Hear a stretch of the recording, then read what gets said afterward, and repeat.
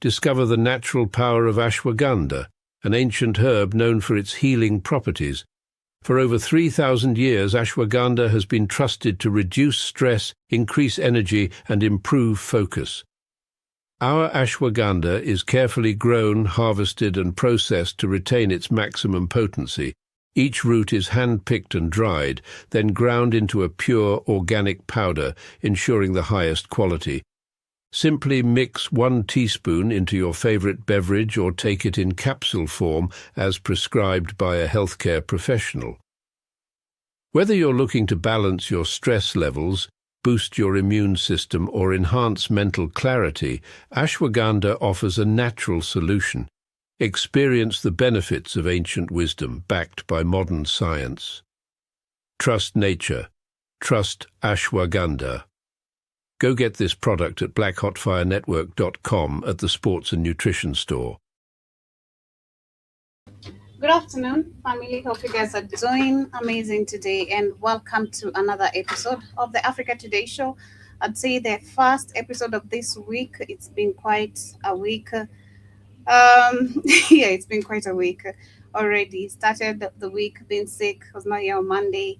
Yesterday the lights were gone. Today at least we have the lights, but apparently tomorrow we might not have lights the whole day. We have reports already of the lights are going to be switched off for maintenance tomorrow, so we might not be in tomorrow for all the shows. So we're gonna see how the day goes at the end of the day, that is tomorrow. But karibuni sana to everyone who's doing, or to everyone who's literally tuning in via YouTube, to those who are with us on the radio station. Let me know if you guys can hear me as well. Let me check something very quickly. Let me know if you guys can hear me. Let me check on my end very quickly.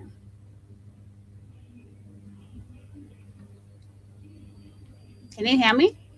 Oh, okay. Yeah. I'm audible. Okay. Yeah, so karibuni sana to everyone who's with us on YouTube, on the radio station, Spreaker, Spotify. I hope you guys are doing great. Today, of course, being on a Wednesday, I'm going to start with some amazing videos, still focusing on some history of some of the delicacies of food that you eat every day, where they originated from, the history behind them. I'm going to be sharing today some 2 videos, one talking about the jambalaya. I don't think I've ever shared about the jambalaya. I think I'm confusing jambalaya and gambo. They kind of have the same similarities. I don't know. They kind of look the same. First, when I saw the image of jambalaya, I thought that was gambo. So it's kind of giving the same. I don't know. Let me know if you guys think it's the same or it's different. But I'm gonna share, of course, share that, and of course share another one of which is also talking about how black cooks broke the South with a bottle of hot sauce. So we're gonna see how many of you can relate to this. I'm gonna start with this one, but today's topic we're gonna be focusing on Candice Owen'S. Of course, kids should be joining us in a few as we get into that particular discussion and what he has to say. But let me start with this one of jambalaya, and then you guys let me know, is it gambo or is it jambalaya? Which one is your best? What is jambalaya? It is way more than rice, sausage, and spices. This dish is... I don't know if personally I can have rice and sausage together, being honest. I'm not really sure. I love sausages, don't get me wrong, but I don't think actually I'd have, I'm going to enjoy a mixture of rice and sausages. I love rice and chicken personally. I'm a lover of rice and chicken. Rice and beef, yeah, but mostly I'd go for chicken. Anytime I'm cooking rice, I cook rice. With chicken, probably sometimes minced meat. Yeah, but I'm not doing, I don't know. Maybe it would be nice, but I don't know, man. It's a living... It depends also what type of sausages, because there's some sausages that really taste so bad. There's a time like a few weeks ago, I went to order, I went to get some sausages for me and my brother, and then this lady gave me like some really crazy tasting type of sausages, and I was like, nah, this is not it. I'm gonna have my brother have this. I'm gonna get the real sausages that I know. So, But anyway, let me start. What is jambalaya? It is way more than rice, sausage, and spices. This dish is a living memory of survival, Black ingenuity, and a cultural fusion that helped shape Louisiana and the American South. Even the name jambalaya possibly has African origins. So join us today while we discuss the history of jambalaya. I'm your host, Country Boy, and this is One Mic Black History. And if you like stories like this, you can find more stories like this at onemichistory.com. But without further ado, let's get started. Jambalaya isn't just a food classic. It is an entire legacy in a pot. It stretches its roots back to enslaved Africans, Spanish, French influences with Black cooks, and generations of family tables. Traditionally, it's made by tossing together meats like sausage, chicken, seafood with veggies, herbs, and spices, and everything goes into one. I don't know. It really tastes like, not taste, but it sounds like gumbo to me. I don't know if there's a difference, but it sounds like gumbo to me still. Karibu sana Kate. Sante Sana. Dang, did we go on Friday? It's like we ain't been on for a while. Did we go on Friday? Huh? Were we on Friday? Are we on Last Friday. Last Friday. Did we do a show Friday? Yeah, we did do a show on Friday. Okay, okay. When I was sick, you did. Oh, okay. Yeah. Okay. Big pot. But as food Keep up, Kate. Keep up. historian Adrian Miller puts it, African Americans took foods that no one else wanted and made them something delicious. So don't let the simple ingredients fool you. Jambalaya is incredibly versatile. It is whatever you have on hand, whether that's shrimp or crawfish, gator, duck, even wild boar. It's cheap, it's filling, and made to feed a crowd. And it shows. Yeah, that's just delicious. Yeah, it looks like Yeah, it's gumbo just to right. me. It's not really gumbo. I guess it could be considered something like a gumbo, but it's not. Gumbo's more like saucy, right? More soupy kind of a shit. Jambalaya is more like rice and sausage, and just it's not as wet. That's why I like it better. I don't like a lot of wet shit. I don't like a bunch of soups and wet shit. I don't like nothing. I don't like a bunch of wet stuff. I don't know. I just don't. I'm strange about eating. I don't like a bunch of sauces and wet shit. so I would prefer jambalaya over gumbo any day because I just don't like a bunch of wet shit. And they say jambalaya comes from also from eventually came from jollof too, but a lot of Black Americans got mad about that. I ain't came from no jollof like that. But I heard that I heard it was a progression of jollof rice. I don't know if that's true or not. Tell me, Black Americans also still argue about food like Nigerians and Ghanaians. No. They argue like that, but they argue now that they got the fake FBA morons.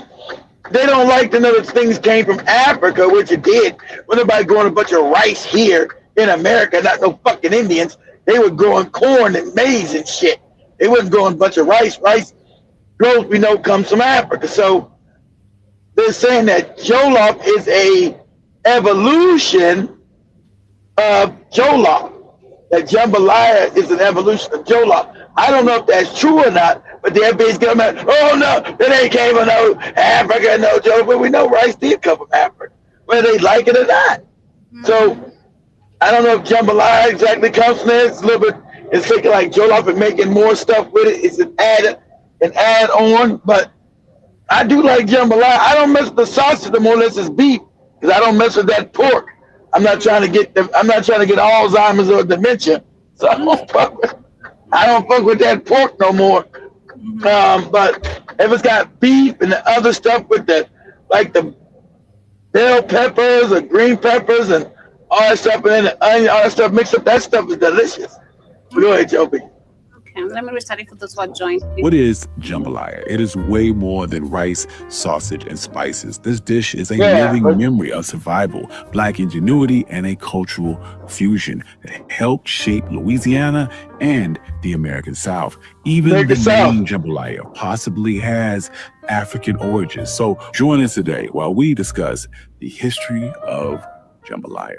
I'm your host, Country Boy, and this is One Mic Black History. And if you like stories like this, you can find more stories like this at onemichistory.com. But without further ado, let's get started.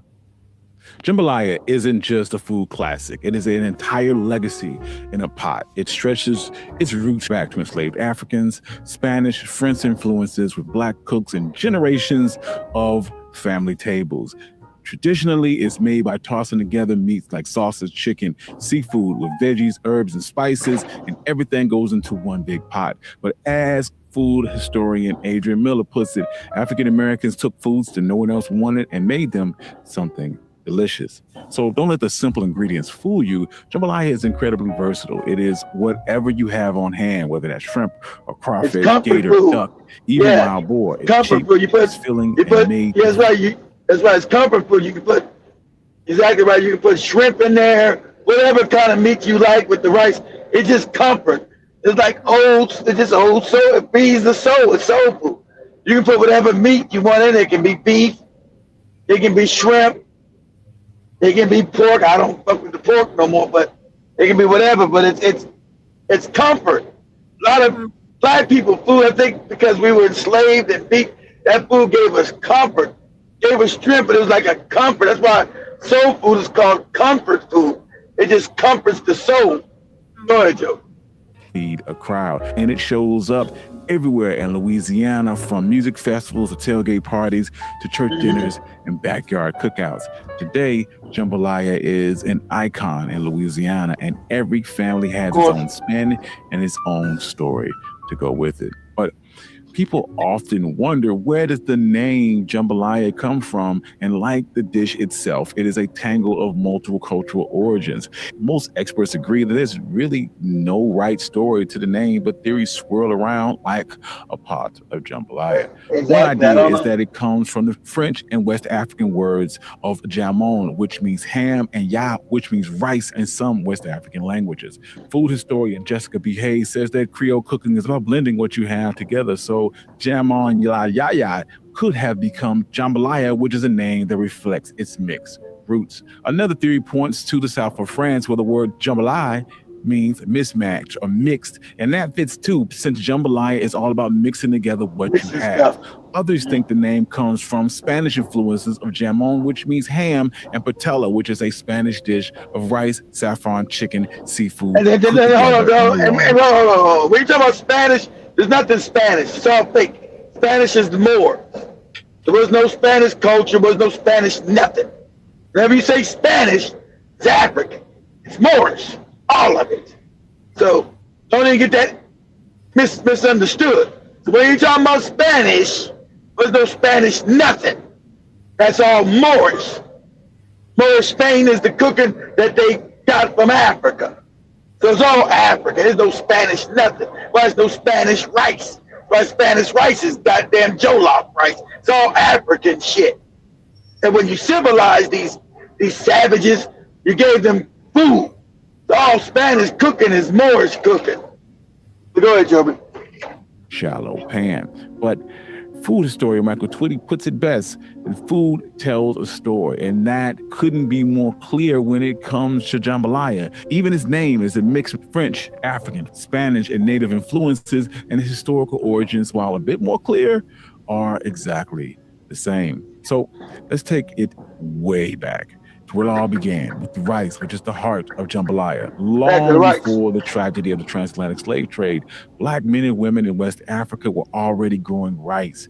In places like Senegal and Gambia and parts of Mali, farming rice was Mali, Guinea, families passed down irrigation tricks, seed-saving techniques, and harvesting practices. These farmers weren't just feeding themselves, they were supporting entire kingdoms in an area that historians would later call the Rice Coast. When travelers visited these areas in the 1500s, they wrote home about the thriving rice field, the bustling villages, and the one-pot meals they were cooking, simmering over an open flame.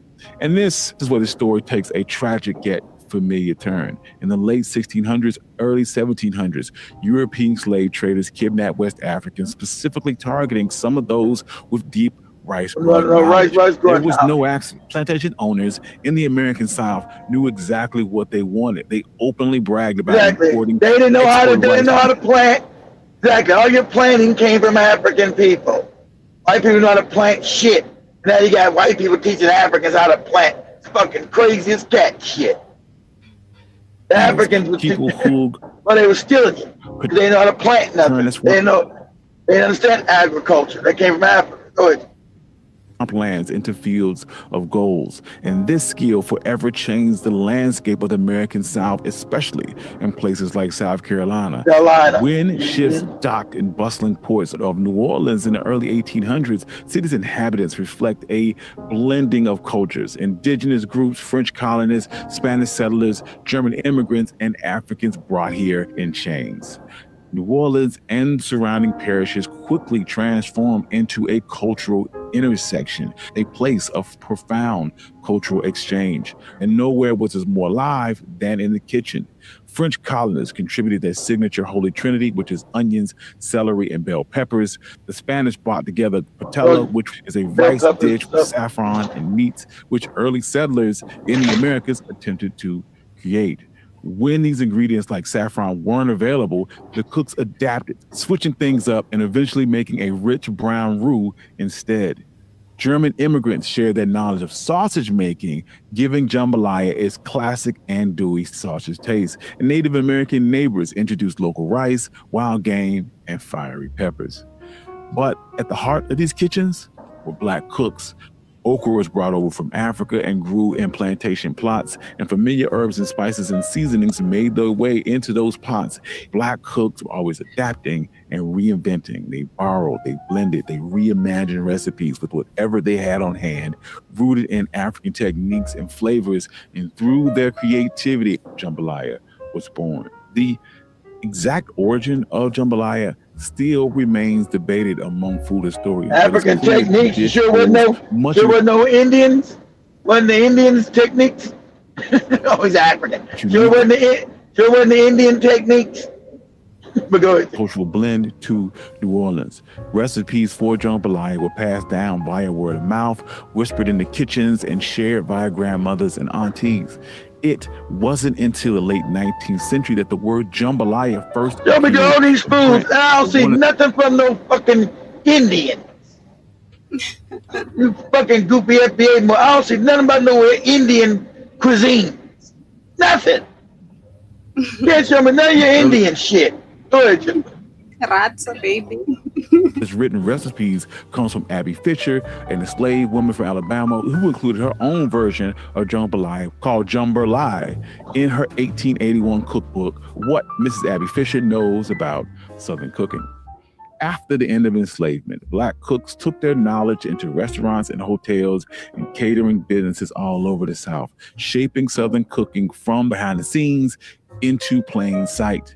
For generations, food traditions like these anchored Black families and communities, connecting potlucks, funerals, fish fries, marches, or just weekend dinners.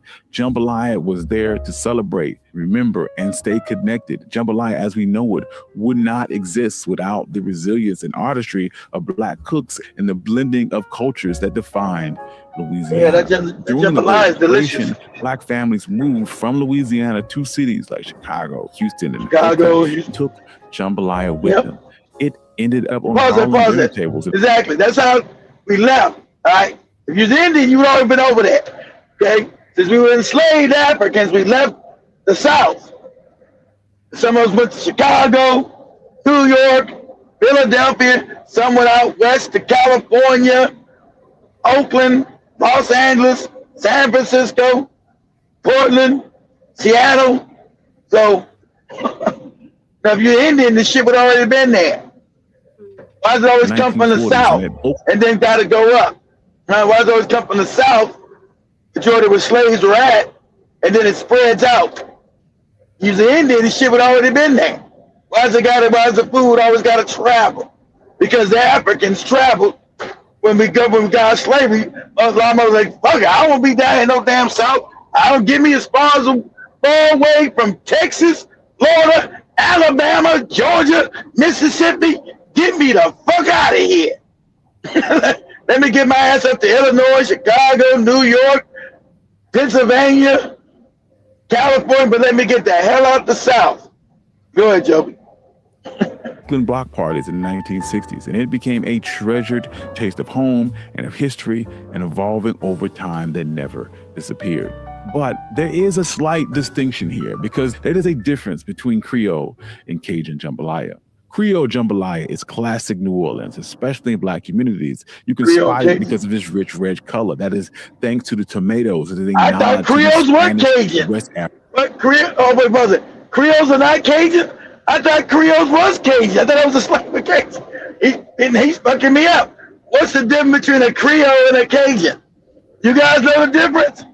I thought a Creole was a Cajun. That was the difference. Go ahead. African roots, Black families made jambalaya their own by layering it deep of onions, peppers, and celery. Those are usually always the mixed niggas. Creole and Cajun, those are mixed niggas. Go ahead. Always with tomatoes. When you head to the Louisiana countryside, you'll find what's known as Cajun jambalaya, which is a version that skips tomatoes. It creates a deep color by browning meat and caramelizing vegetables and has a more smoky, earthy taste. It is a hearty, rustic dish that shows off the creativity of rural cooking. I probably like the Cajun version better than shape Louisiana's food. But for this episode, we're focusing on Creole jambalaya because it is at the heart of Black New Orleans, and this is the recipe that shows up on Black Sunday dinners. As historian Frederick Douglass Opie states, the foodways of enslaved Africans are a testimony of struggle and creativity.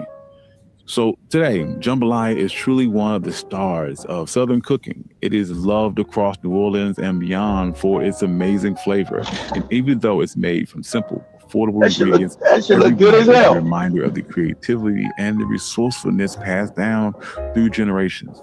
Jambalaya is more than just a tasty comfort food. It is a symbol of resistance, holding up the story of the transatlantic slave trade and blending West African with Native and European food traditions.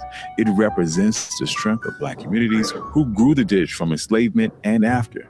Once again, jambalaya is more than a meal. It is a living celebration of history, culture. I probably like the Cajun version a little better I probably like the Cajun version a little better than the Creole with the tomatoes. I like the shit more dry. I don't like all that wet shit. I got a problem with food being wet.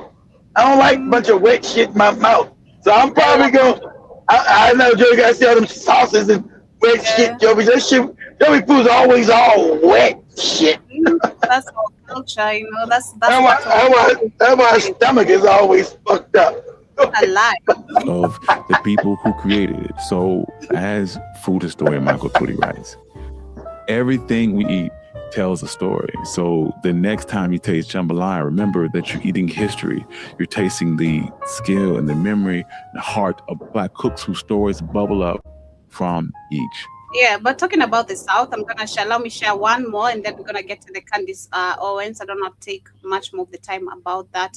We also have this bottle sauce. Let me share this very quickly from the South, how it was used on different foods and all that. This bottle of hot sauce is more than just a condiment. It is a passport. It carries Western Africa. That ain't Judge Joe Brown's hot sauce? Spices, American chilies, the ingenuity of enslaved cooks, and the pride of soul food. So join us today. I don't like nothing hot. You guys, Black Americans, I love hot sauce. I don't like nothing hot. I don't like no hot sauce.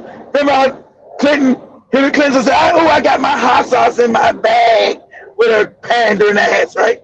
Because Black people in America, you guys put hot sauce on every fucking thing. I can't stand this. They gonna get it. It's wet and it's hot. I don't want none of it. Go ahead. Love hot sauce. I know this country boy, and this boy Mike Black. Long before Columbus, Western African cuisine was already bold. Markets sold cloves, cumin, ginger, garlic, and peppery seeds called the grains of paradise that gave stew a warm, peppery ginger spark. Historians like Jessica B. Hayes and Michael Twigg both describe this long tradition of layered seasoning with smoked fish, fermented condiments, aromatic leaves, and peppery spice paste that made humble ingredients sing. Then came the Columbian Exchange, and chilies are a native to the Americas, but not so much Africa. But in the 1500s, Portuguese traders carried capsaicin across the Atlantic, and African cooks immediately embraced it. Why so quick? Because the climate loved the plant, and the people already had a love of that flavor. And red pepper spices, joined rice and greens with fish, like it had always been there. During the transatlantic slave trade, bound many for the Caribbean, where enslaved Africans met. If you guys if you guys ever been to West Africa, that shit is spicy than a motherfucker. Ah, man, shit. I'm good. No way. I couldn't eat jollof rice because man, that was too much for me. Too spicy. Yeah, I love spices, like a little bit on my food, but not too much. You just told me to get you a non-spicy jollof rice. Nah, you know you're a rookie, Joe, when you're young. Like you said, well, you're young. You better watch yourself. that whole Nigerian food. I'm here to try some different, from Nigerian dishes. But the two that I tried, jollof and that slimy thing. I think you had that ugusi shit, ugusi soup. All that shit is hot. Yeah. Very bad. Added them to jerk and pepper sauces and pepper pot stews, and those flavors and the expectation that food should have bite traveled with them. On southern plantations, rations were monotonous: cornmeal, pork, molasses, maybe some saltfish, whatever the garden or they could forage could add. The cuts allotted to enslaved people were often less than noble. Parts like feet, ears, head, chitlins. Faced with that, Black cooks did what they could to transform, clean, smoke, simmer, and season. And chilies became integral to that strategy. Adrian Miller describes how Black families tended to small gardens behind their quarters, growing peppers and preserved food in the southern heat to mask spoilage and, crucially, make meals tasty. By the early 1700s, one preparation showed up again and again in household notes and cookbooks: peppers steeped in vinegar and salt to make chili vinegar or pepper vinegar. You pack a jar of pods, poured vinegar, and kept a top on it. It lived in the table in a way that soy sauce sits in a sushi bar or fish sauce sits in a bowl of noodles. It was a portable way to wake up greens, peas, rice, and fish. Open early American cookbooks and you'll see the pepper trail. Mary Randolph's Virginia Housewife in 1824 calls for cayenne over fish with sauces. Belinda Russell in 1866 and Abby Fisher in 1881, two of the earliest Black cookbooks ever published, used cayenne pepper and pepper sauces very That's the cayenne pepper supposed to be good for you. Probably like some kind of healthy thing for you. Enslaved and freed Black cooks didn't just season their own plates, they were training the Southern palate. Pepper vinegar is a cousin to barbecue. In the Carolinas, pitmasters mopped a whole hog in thin vinegar with red pepper sauces. Simple, shelf-stable, and devastatingly effective at cooking fat. That tangy heat became a regional signature because it worked, especially on cheaper, fattier cuts that Black pitmasters often were forced to use. Heat also doubled as medicine. Folks acknowledged capsaicin's ability to clear sinuses, stimulate circulation, and relieve soreness when used topically. In communities with little access to doctors, a pepper broth or a rub of hot pepper oil was practical medical care. In Louisiana, cooks mashed ripe red peppers with salt, aged in barrels before blending them with vinegar. After the Civil War, white entrepreneur Edmund McGillivray bottled a version on Avery's Island in 1868 and called it Tabasco. Hot sauce didn't start there, but Black and Creole cooks had long been preserving peppers. But mass bottling turned Southern Black flavor into a national commerce. With the success of Tabasco and later Louisiana-style brands like Crystal or original Louisiana hot sauce, Red Rooster, yet ownership rarely lived with the people who built that flavor. Labels often sold the fantasy of cowboys and bayous, while the real story included enslaved labor in black kitchens. Appropriation didn't erase that origin, it just erased credit. During the Great Migration, millions of African Americans carried that Southern taste north and out west, and hot sauce became a portable bit of home. A bottle wrapped in a newspaper in a trunk, a little bit in a jar on a lunch pail, a travel size tucked inside a purse. Segregation made it practical that if a traveler was denied service or was stuck with a bit of bland flair, a splash of hot sauce could save a meal. Black folks prepared shoebox lunches, complete with salt, pepper, and hot sauce because their own safety relied on their own self-reliance. The flavor-shaped cities in Harlem on Central Avenue, countermen slid bottles across tables with fish and grits, diners and juke joints and church basements all kept the Fish same and grits. table setup. Africa eat fish and ugali. America we eat fish and grits. Yep. Salt, pepper, and a little bit of heat. By the 1960s, the phrase soul food gave a name to the cuisine Black communities had been preserving under pressure. On soul food tables, 2 bottles were standard: a clear pepper vinegar for greens and peas, and red Louisiana-style hot sauce for fish, chicken, and eggs. You go to Tabasco. You know, you're the Black family in America. They always, you can't eat shit without that hot sauce. I was always the one in the family, man. I don't want none of that shit on my shit. He ain't putting no hot sauce on none of that boy. That chicken, I don't want nothing hot on none of my shit. And continue this tradition of adding a little bit of bite to their food. The culture continues to keep this signal alive. In 2016, Beyonce sang about having hot sauce in her bag, which is hot sauce. That's right. Hot sauce in my bag, swag. Because you know, I'm the oddball. I'm the odd man out because I don't like hot sauce. I'm the rare African American that can't stand that shit. But that's part of the culture. That hot ass hot sauce. That's what I got Hillary Clinton talking about. I got hot sauce in my bag. You get your white ass out of here. Hot sauce to add a little bit of taste to an otherwise bland food. Today, Black-owned brands are attempting to reclaim shelf space with regional styles of Low Country and the Caribbean, but the gap remains, and the industry still undercredits the Black cooks who taught America to crave a little bit of heat. Yeah, you guys, I never understand. It's big for Black people. I never understood it. I don't like eating that. I'm all hot and sweaty. My head is on fire. I don't get, but it's a Black thing, especially in America. It's a Black culture. I can't do it. My wife put hot sauce on everything. Hey, don't put that shit on my food. Folks love hot sauce because Africa taught us to love a little bite to our food, and because the Americas gave us chilies and we made them sing. Because a splash of vinegar pepper can Obama with the trying to pander to the Black folks. I got my hot sauce. You don't get your dick sucking ass out of here. A little bit of hot sauce doesn't hurt. Just a little bit. That's a little bit. There you go. I don't want none of it. Not too much.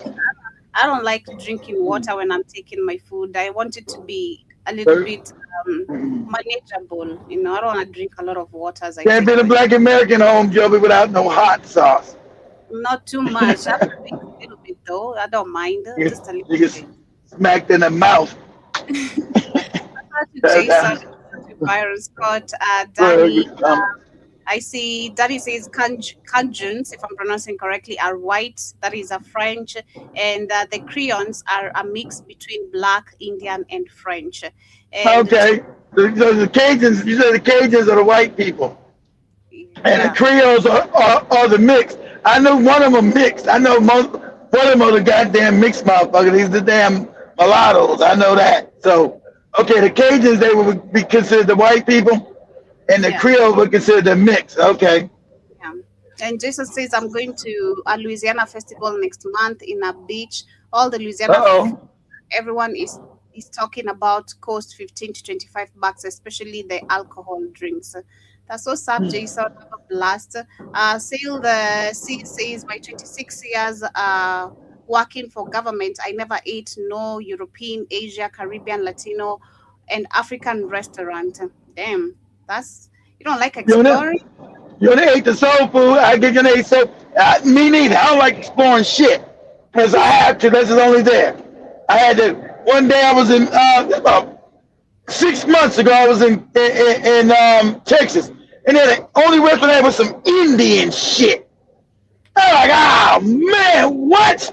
This only is open as Indian shit. I I like was trying. starving. I was starving to go try that shit. Was disgusting. It was spicy as hell too, rice, but it stunk. Shit stunk like hell. I ate like 2 bites. I said, I can't eat this stinky ass shit. I like So in the trying. morning, and see, Joe was like, you guys, some people are adventurous eaters. I'm not. I don't like to venture nothing because I might be throwing up or doodling on myself. Diarrhea. Now I don't want to try. Unless I know what it is. Like what they call a finicky eater or I'm not an adventurous eater. I don't like to be trying a bunch of shit. Some people do. Say, oh, if I can be on YouTube, say, oh, look at this, let me try that. And then you try it, and the people get all mad at your face like, how's it taste? This shit nasty to the motherfucker. Hey, what? You know, I gotta be honest too much. How's that taste? Is it good? That shit nasty as fuck. What is this shit? I like Joey can eat. Yeah, Joey. I think that's why my stomach was literally fucked up from last week because I like trying new things. I like eating Nothing new wrong with things. that. That's how a lot of people do. That's Yeah, good. A lot of people like that. I'm not like that. A lot of people like that. They like to try. You call it an adventurous eater. We like to try new things. yeah, Me, because even when we went for the media training, I remember when we were serving ourselves, I tried, I don't know what that shit was called, but it looked like rice. I thought it was rice. Then I went to taste it. It was like really disgusting. I'm like, hell no, I'm not having this. Glad I killed the curiosity by trying. I was like, nah, I'm not trying this again. Catch me not trying this. I also tried some bunch of cakes. I didn't like a couple. I liked the cinnamon cake more, So I like trying new stuff personally. And I also see that's Jason different. saying, Those are cakes. I can try different. I can try a different kind of cake. That's different from some weird ass foods. I don't like too much. I don't like too much sweet cake. Like like the chocolate cake, it's too sweet for me.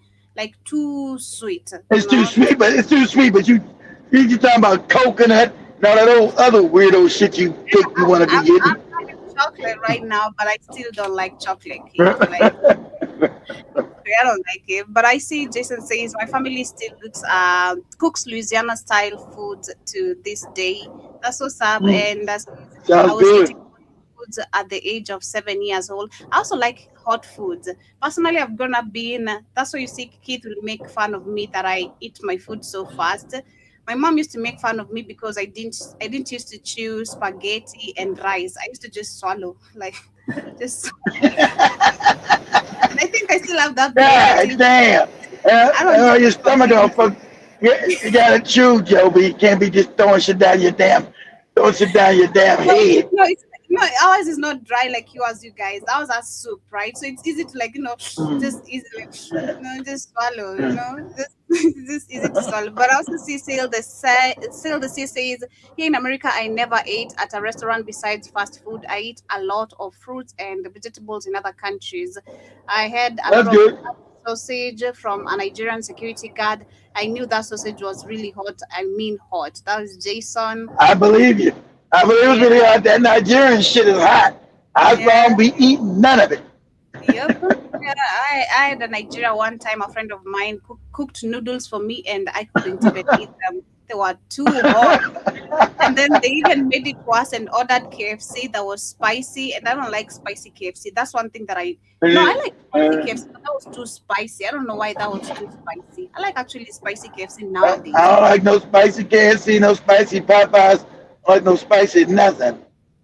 Yeah, but yeah, that's what's up. Literally, as we get into the Candice Owens situation, let me share a little bit of also some news and updates about Texas, which wants to end property taxes and letting people own their own homes, paying without paying them forever. I think this is actually super, super amazing. I always wonder why you guys actually you buy houses but you're still paying taxes. Like that is supposed to because be. because it's a con. That's why. Because America's a con, and they don't know that. You know, it's a con. You pay taxes on top of taxes on top of taxes on top. Americans never own shit because if you don't pay the taxes, they come take the house that you paid for. Yeah, It's always a con. because I remember actually that caught up with me when I saw one of the Kenyan or Nigerian ladies she was talking about super drums. She was told to remove all the super drums. Oh yeah, She's in America, that's gonna have drums. Yeah, you think this yeah. Africa, you gonna have drums? Get that shit out of here. I'm like, damn, you can't even store no water. This is crazy. No. And you own a home and you're paying taxes. Like this is Yeah. theft of the All highest right. level. You know? So Texas might So- actually be moving to eliminate property taxes. If you are a homeowner or real estate investor like myself, Oh, I might do be. both. I don't believe This it. sound like Christmas done came early, ain't it? I mean, no more writing them big ass tax checks every year just to live in a house that you own and maintain. Imagine. That's always been a crazy concept. I know it's always crazy. Me too. That shit doesn't sit well with me. I like what the hell. I can't imagine such rules being in Africa, not even leave alone even Kenya. That I bought a land. That's what they trying. That's what they trying to do. That's what that 24 budget bill was trying to do. They're trying to make sure you guys have to pay taxes on your land. They're trying to take everything European, but you guys got to pay them, pay the white man. That's why you got the new GMO potatoes that were just released now in Kenya. They're not eat them, but you're constantly paying them, or it fucks up your land, and you're constantly paying them for the seeds. I forgot what them potatoes are called. The lady was showing on TikTok, all them GMO potatoes and shit. To me. But before we start celebrating, there's a big ass question that we need an answer to. They're not gonna do If it. we stop paying property taxes, who is going to pay for Pay for the schools? schools. Right now, property taxes is pretty much the piggy bank for Texas schools. We pay teacher salaries, we keep the lights on, we pay for those big ass football stadiums that we love watching Texas high school football in. And if they eliminate property taxes, then Texas schools gonna have to find another bucket of money. You get it from That sales means they're taxes. gonna either increase sales taxes Sales or taxes. just come up with Yeah. another tax out of nowhere. Y'all know how Congress get down. So instead of property taxes, that $12 Chipotle bowl might start costing $20. Now, as amazing as this could be for You get it from homeowners, sales taxes. I know personally, my mortgage would probably drop about $220 every month. I could use that. The money got to come from somewhere. So don't stop paying them property taxes yet. Keep on paying them property taxes, or little Johnny gonna be They're not gonna pass that shit. I don't know why you even bring that out. They're never gonna pass not paying property taxes. Whenever they put a tax in, they never get rid of it, especially property taxes. That's all across America. They're never gonna get rid of that. So you can keep doing your goofy TikTok video or whatever this Instagram shit. They're never gonna stop. Never gonna change that. That's why it's in every state. There's been no state in America that has repealed property taxes. It ain't never gonna happen. Ever. So I don't know why you open your mouth and even say that stupid shit. Go ahead. Well, it's not really him, because this was the Texas lawmakers who say that they are working to reduce the property taxes. So they said that's reduced. That's not get rid of it. They said they're gonna. That's them trying to pretend. Oh, we're gonna cut some of the price. They're never gonna get rid of it. This moron said, "Oh, they working to get rid of it." They're not gonna get rid of that. They'll never get rid of no tax that they've had implemented for over 100 years. They never get rid of that. Not no property tax. Not in America, they not. Because they've been stealing from those funds. Remember, these politicians have been stealing from the property tax. Unlike Africa, we don't have to pay for school directly, comes out of the property tax. So, and another reason why they're not going to do that, remember, in America, you can only go to school in the area where you're paying property taxes at. So you can't, so they don't want your nigga broke ass in their school. So If you're not paying property taxes, everybody can come to the good white schools. They don't want your nigga ass there. Okay? Let your family's making money, live in a good neighborhood like me or somebody else. You ain't going to the school. They'll lock they'll lock your ass up. Talking about you going to one of the schools in the neighborhood. That's why whenever you go to school in America, it's what zoned off depending on your address. What is your zip code? What is your address? Where do you live at? And if you find you don't live in that area to go to that school, they gonna lock your ass up. That's how much they don't want your black ass in there. Because school in America is not based on no equality. It's based on how much money you got. So if you live in a good housing area, your taxes are high enough where you got really good schools. That's why all the schools in the projects are fucked up. Because your tax base is sorry. You don't make enough money to have a good school. Your schools are all raggedy and tore up. All the black schools all fucked up. Unless you live in one of the really nice black neighborhoods like outside of DC and Maryland and all that shit. Other than that, they're not going to change that because their racism always comes first. Go to schools in Texas. I just left Texas. You think a lot of them Texas schools are integrated? The hell they're not. Go outside the major city. Go outside of Houston, outside of Dallas, to them nice white neighborhoods, outside of Austin, all the white folks live at. Be like 3 black people in the whole neighborhood. Think they're going to change that to let your black ass start going to their schools? You know, it's a lie.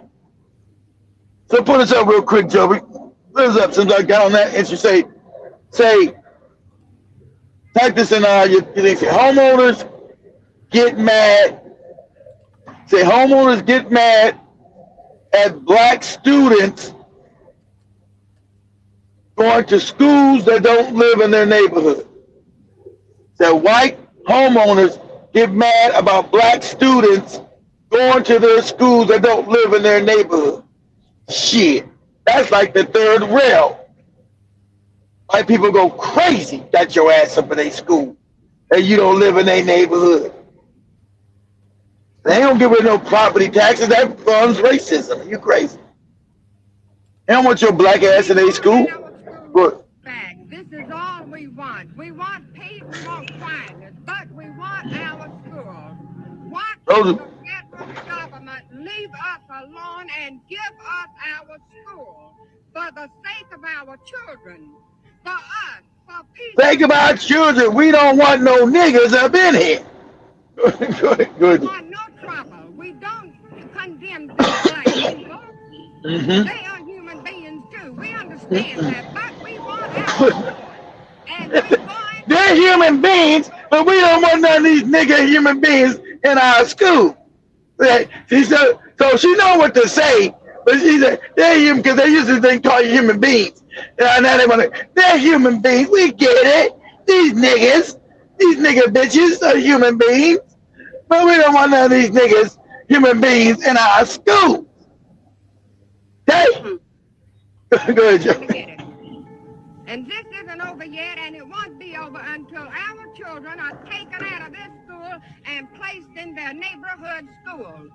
What's so bad about that? We aren't standing here to create a problem. We are doing what they have done many, many times. Now, is that wrong, people of this world today? Is it wrong that we stand up for a change? And that's an old video. It ain't shit changed. Times change. They don't. Ain't shit changed today. You go in the white neighborhood schools, they look like colleges. They got everything. Go in the black neighborhood schools, look like a scene out of Mad Max. And for what you worked hard for, in my opinion, if anybody had the right to fight, it's the Indians. They were the ones that were here in this country before the black people or before we were. And if anybody had the right to fight, you wiped out the fake Indians. Why should we have to be bused from one end of town? Why should we have to be with these niggas? Huh? See how I hate them? Honest and real. Why should we have to be sitting with these monkeys? With these niggas? We hear before that about these dirty Africans? Huh? We don't want these dirty niggas up in here. Sending your kids to the all-white schools for access to better education. As someone whose parents did the same, we've talked about it, they regret it. Let me tell you why. It causes irreparable damage to your self-esteem and your mental health. Right. That it will make sure you can't get education. So much time and effort to self-correct that it's not worth it. But sending them to an all-white school with people who do not look like them is not the answer, I promise you.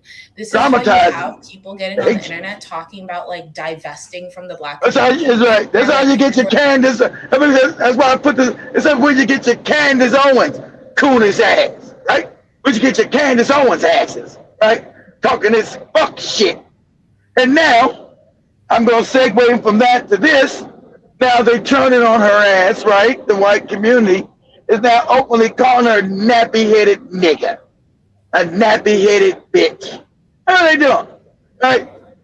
You guys know the weekend. They just Lord Luma.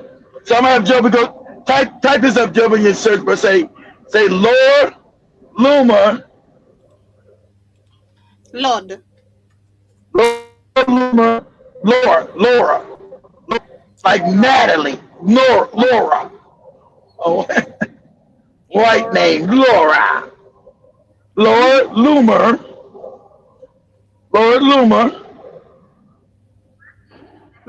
calls out Candace Owens, or Lord Luma calls Candace Owens Lord Luma calls Candace a nappy-headed bitch. And you see Trump with that.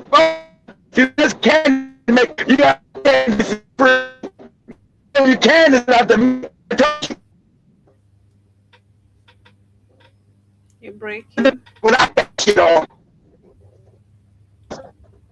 Can you hear me? Yeah, I can hear you, but in beats, come again. You're breaking a little bit. I said. That's what I want. Okay. Still breaking now? Yeah, that's why they wanted, they setting Candace up, even though they're making her look crazy looking, taking the makeup off her. That's why I said I can't meet no bra with no makeup. You're going to have to take that shit off so I can see what you really look like. A lot of these women are ugly as hell without that makeup on. You can get out of here with that makeup shit. Because my wife never wore no makeup ever. She was naturally pretty. So if you don't look good without the makeup, you got to go. But anyway, they show me Candace Owens what it looks like without the makeup. Even though they're making it extreme, they always put the damn Willie Horton effect, the dark, like they do the OJ effect, right? Making you look dark and crazier as a black person, right? So that's what they do right now to Candace, right? Because now she's been called out. Remember, she was their crash dummy for black people to start, because she can say all kind of foul shit about the black community. Might be say, oh, we're not the ones saying it. It's Candace. She's black. She agrees with us. All this racist shit she was saying. So if you guys don't know, I'm sure you guys already know that Trump went off on Trump talking about Candace Owens is stupid. She's low IQ. She uses white men for their money. She wants to lay with white men. She wants to lay with white men. And so we all know that Candace has self-hatred, right? But they're now calling it out, which is funny. They're all coming after now, saying how she met her husband like in 2 weeks. Yeah, you meet a white man in 2 weeks and you're married to him? He ain't got no money. I'm breaking up again? No, I'm saying that's crazy. Yeah, right. That's crazy because you hate yourself. So, because remember, Candace was broke before she started this grift. You guys remember when Candace was broke? Fucked up. They know the best way to get money is to talk crazy about black people. And since she has no damn integrity and she's a scum of the earth, that's why she can never let back in black society. Ever. And I meant that shit. So everybody saying the truth. Some people, maybe we should let Candace know. You kicked in the head, but a horse kicked you in the fucking head. Candace can never let be let back in the black society ever. Let the wolves have her ass. Have her wretched ass. So yeah, Lord Luma, come on, I'm not scared. All of them are now being released, right? Talking about Coondice crazy. Because they know Coondice is a phony because they made her. They know she's a bad witch. Sucking on white dick and balls. They know that because they made her. But this is good. She get a wake-up call. I love it. Love it. They always come back for you coon-ass niggas. And I'm here for it. Every time you coon-ass niggas think you're too slick, the white man comes back and smacks you upside your fucking head. And I'm here for it. So now Coondice is getting smacked upside the head, called her low IQ, said she married a homosexual, they're saying that Coondice married a skittle guzzler. If Joe, we gotta use our slang for Joe because Joey doesn't know how to eat bonnets and our slang. If you know what Skittles are, Joey, Skittles are a rainbow candy. You know the homosexual group are called the rainbow, right? So it's a code word without getting caught. Call somebody, you know what, homos, you know what? So they call her husband a skittle guzzler. Means he takes sperm in the mouth. He's skittle guzzler, Joey. Skittle means the rainbow. Okay. He's a skittle. Oh, go ahead, Joey. Go ahead. Miss Owens, she is finally getting her wake-up call. And we always said we knew eventually this was going to happen. Not this goofy nigga here.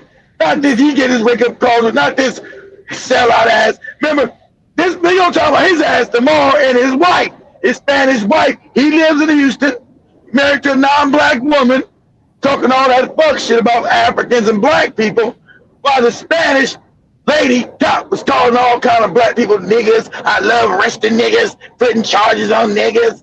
Fuck these niggas. But let this moron talk. Go ahead. But now you know for years, Coondice Owens. Nobody's just the wrong person to talk. It's not me. It's TikTok. God damn it. Shit. We'll go find somebody else. Not this nigga. Okay. Did Coondice Owens get fully loomered? What am I talking about? Well, I'll tell you, infamous podcaster Coondice Owens, who made her way to the political stage back in 2017 as she marketed herself as a black conservative. And then rode Charlie Kirk's coattails to the world stage. And then all fake. Now remember, Charlie Kirk, this old racist ass, despicable fucking human being that she fucking, remember, as you go back, remember, Coondice is poor, right?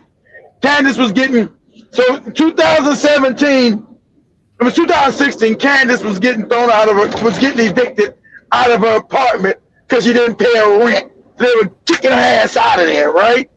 Because she was like $15,000 to $16,000 in back rent. She was broke. Fuck that. Somehow, because remember, they always research their coon. You know, so Coondice was already broke, fucked up. You know, that's the picture that Trump is using. So do this for me for a minute, Joe. But keep that open. But go to Google and say images of Donald Trump's time image of Coondice Owens. Say Donald Trump's time image, TIME, time image of Coondice Owens. Show that and share that. Say Donald Trump's time image of Coondice Owens. So, yeah, and share that. I think small. Yeah, there we go. So remember, Coondice put this picture, not as bad. I think the original picture, she's all fucked up, like it's not as bad, but still fucked up, saying that the apartment caused her to have some kind of disease or some shit, right?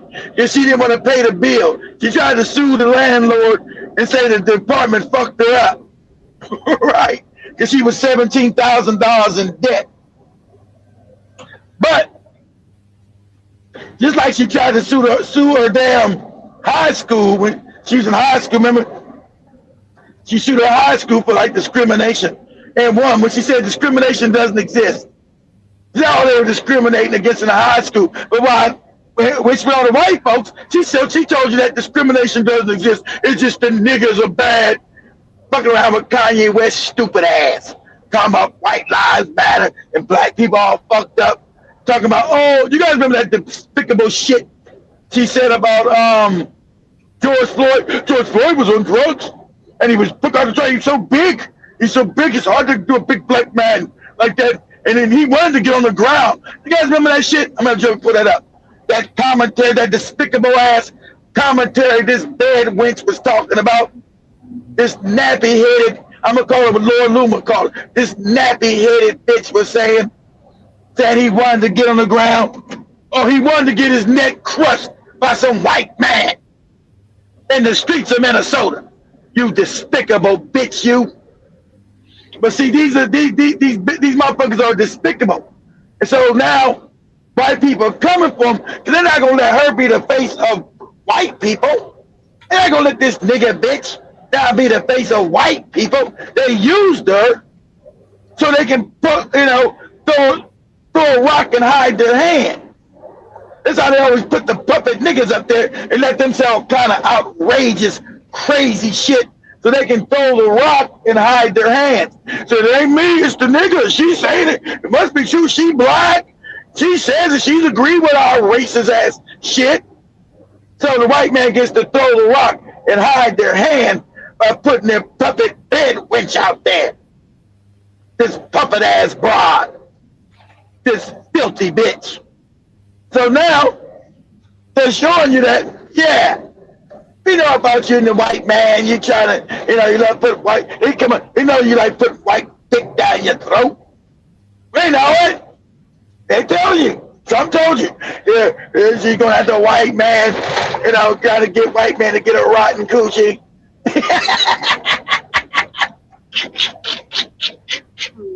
I love it. I love all of it, Joby, all of it. So like Bruce. So anyway, she got Lord Luma. So just say, see if we get. Okay, we'll let her talk. Let's see if we can find Lord Luma. Go ahead. I want Lord Luma call. A whole bunch of different places. Yes, she got five. Has now made her life's work about trying to find out who killed Charlie Kirk, and in doing so, absolutely dragged Charlie's widow through hell and back.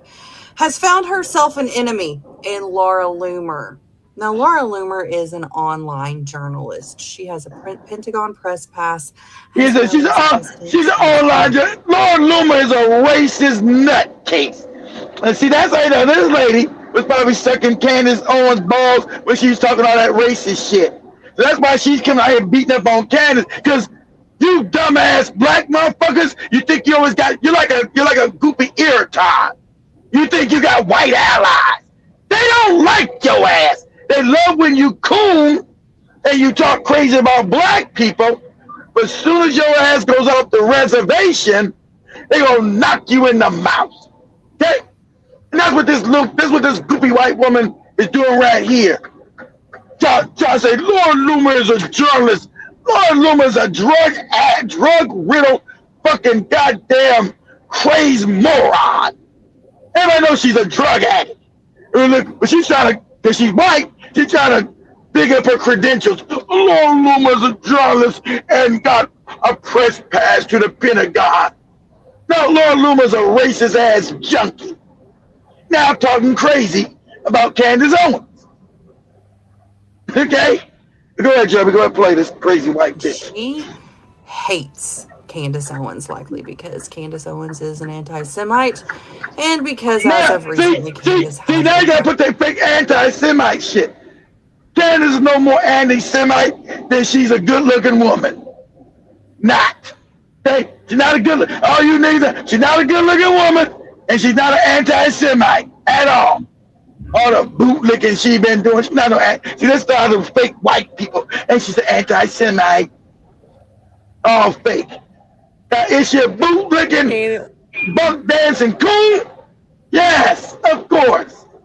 An anti-Semite? No. Go ahead, Joby. Owen'S and Lori Luma.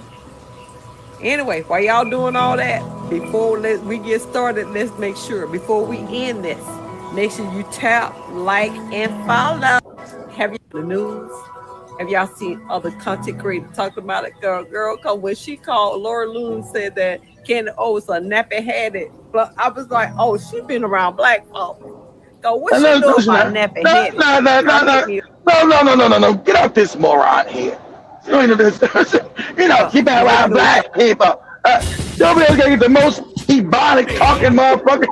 What she know about?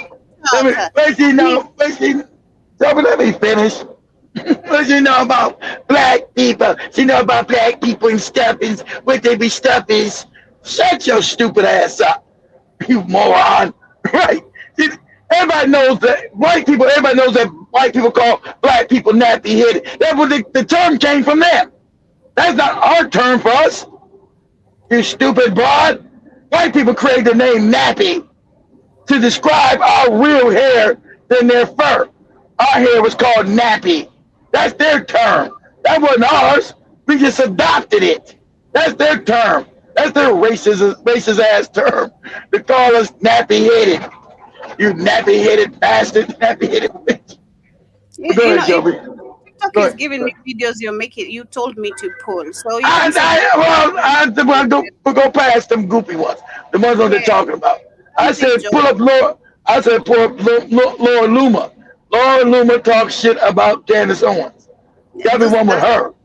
Okay, go ahead.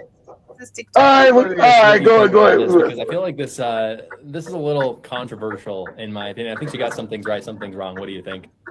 Okay, so my honest take on this is I know that Laura Loomer has watched my channel. That's first of all, I want to say that. And the reason why I say that is because of certain things she was saying. When she was mentioning certain things about Candace Owens' childhood and how it related to, who she is. I told you. I'm glad you showed this. See how the white people are now turning on her? Remember, like, white people were kissing her ass 4 or 5 years ago. She's talking all that crazy shit about black people. Oh, Lord, Candace Owens is the truth. Everything she's saying is so true. It's righteous. Candace Owens is sent by Jesus himself. It's not her fault that you niggas are no good. She's black. She's telling you the truth. Now that she's telling the truth about some of you white people, now they're talking, oh, this raggedy bitch. You raggedy, nappy-headed bitch. Go ahead, Joey, go ahead. Now her head's all nappy.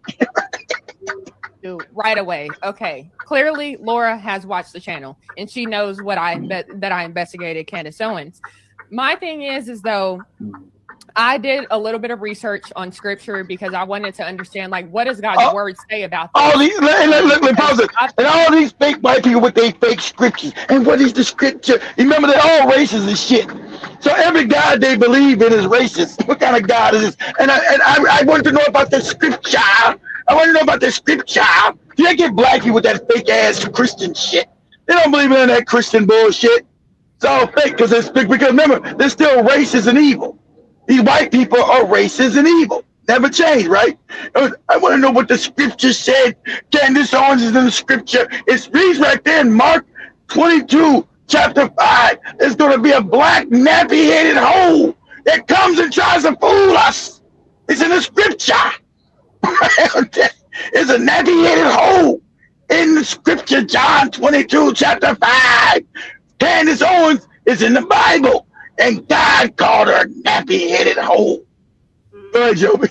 Seriously, Laura did say some very controversial things. She said that everybody hates Candace, that God hates Candace, and more. God hates her. So I looked it up. I was like, I went to Google and I said, does God hate people? Because I wanted to hear, like, what is that? She had to look it up on Google. She had to look it up on Google whether goofy God hates people.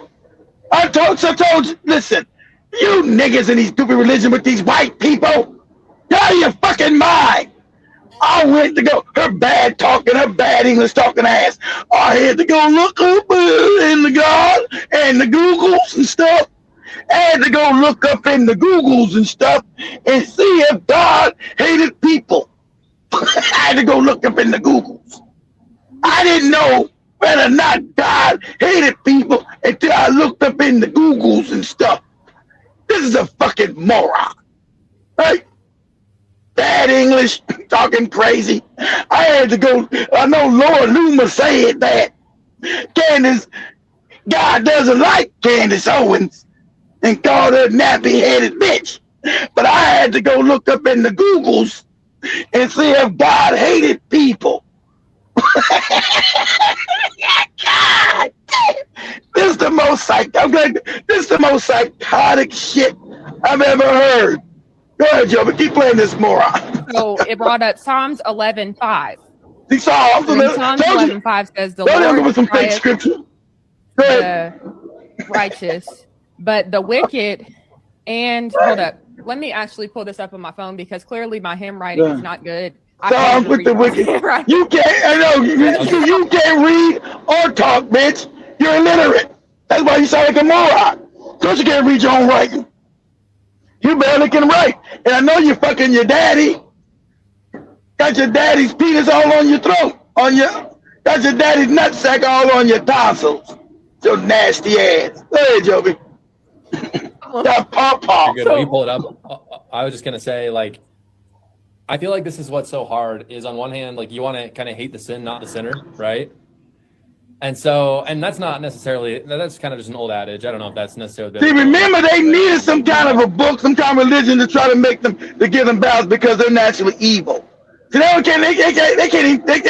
got to take some scripture to make them not, but they still go back to evil.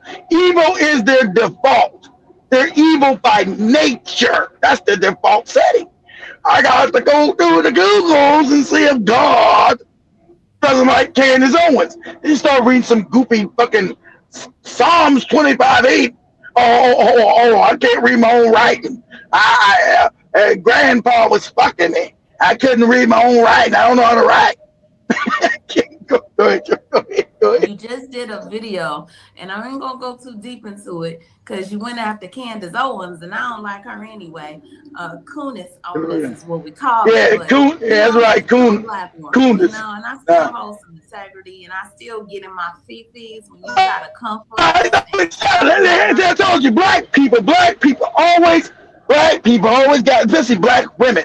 Shut your mouth. When it's time for her to get this work, you shut your fucking mouth and let her get it. She's still a black woman. I still want to be some kind of solidarity, and I don't like them beating up. No, it's her time to get beat the fuck up. We're going to let her play. Beautiful natural hair. She sold out the black community. Scalp and try to call it nappy. It's like our natural hair is bad. In other words, try saying that to her face. That's all I got to say to you. Try saying it to her face. Laura Loomer. Candace ain't no fighter. What are you talking about? Candace ain't no fighter, lady. What are you talking about? She just say that shit to Candace's face all day. Candace will sit around and suck her coochie. What are you talking about? That's a white woman.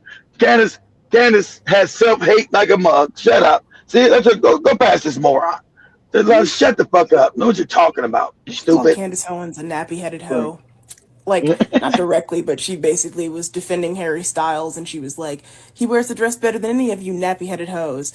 And, like, she said that it was an accident. She didn't realize the history of that word. No, she did. That's a lie. Right. No, see, black women trying to...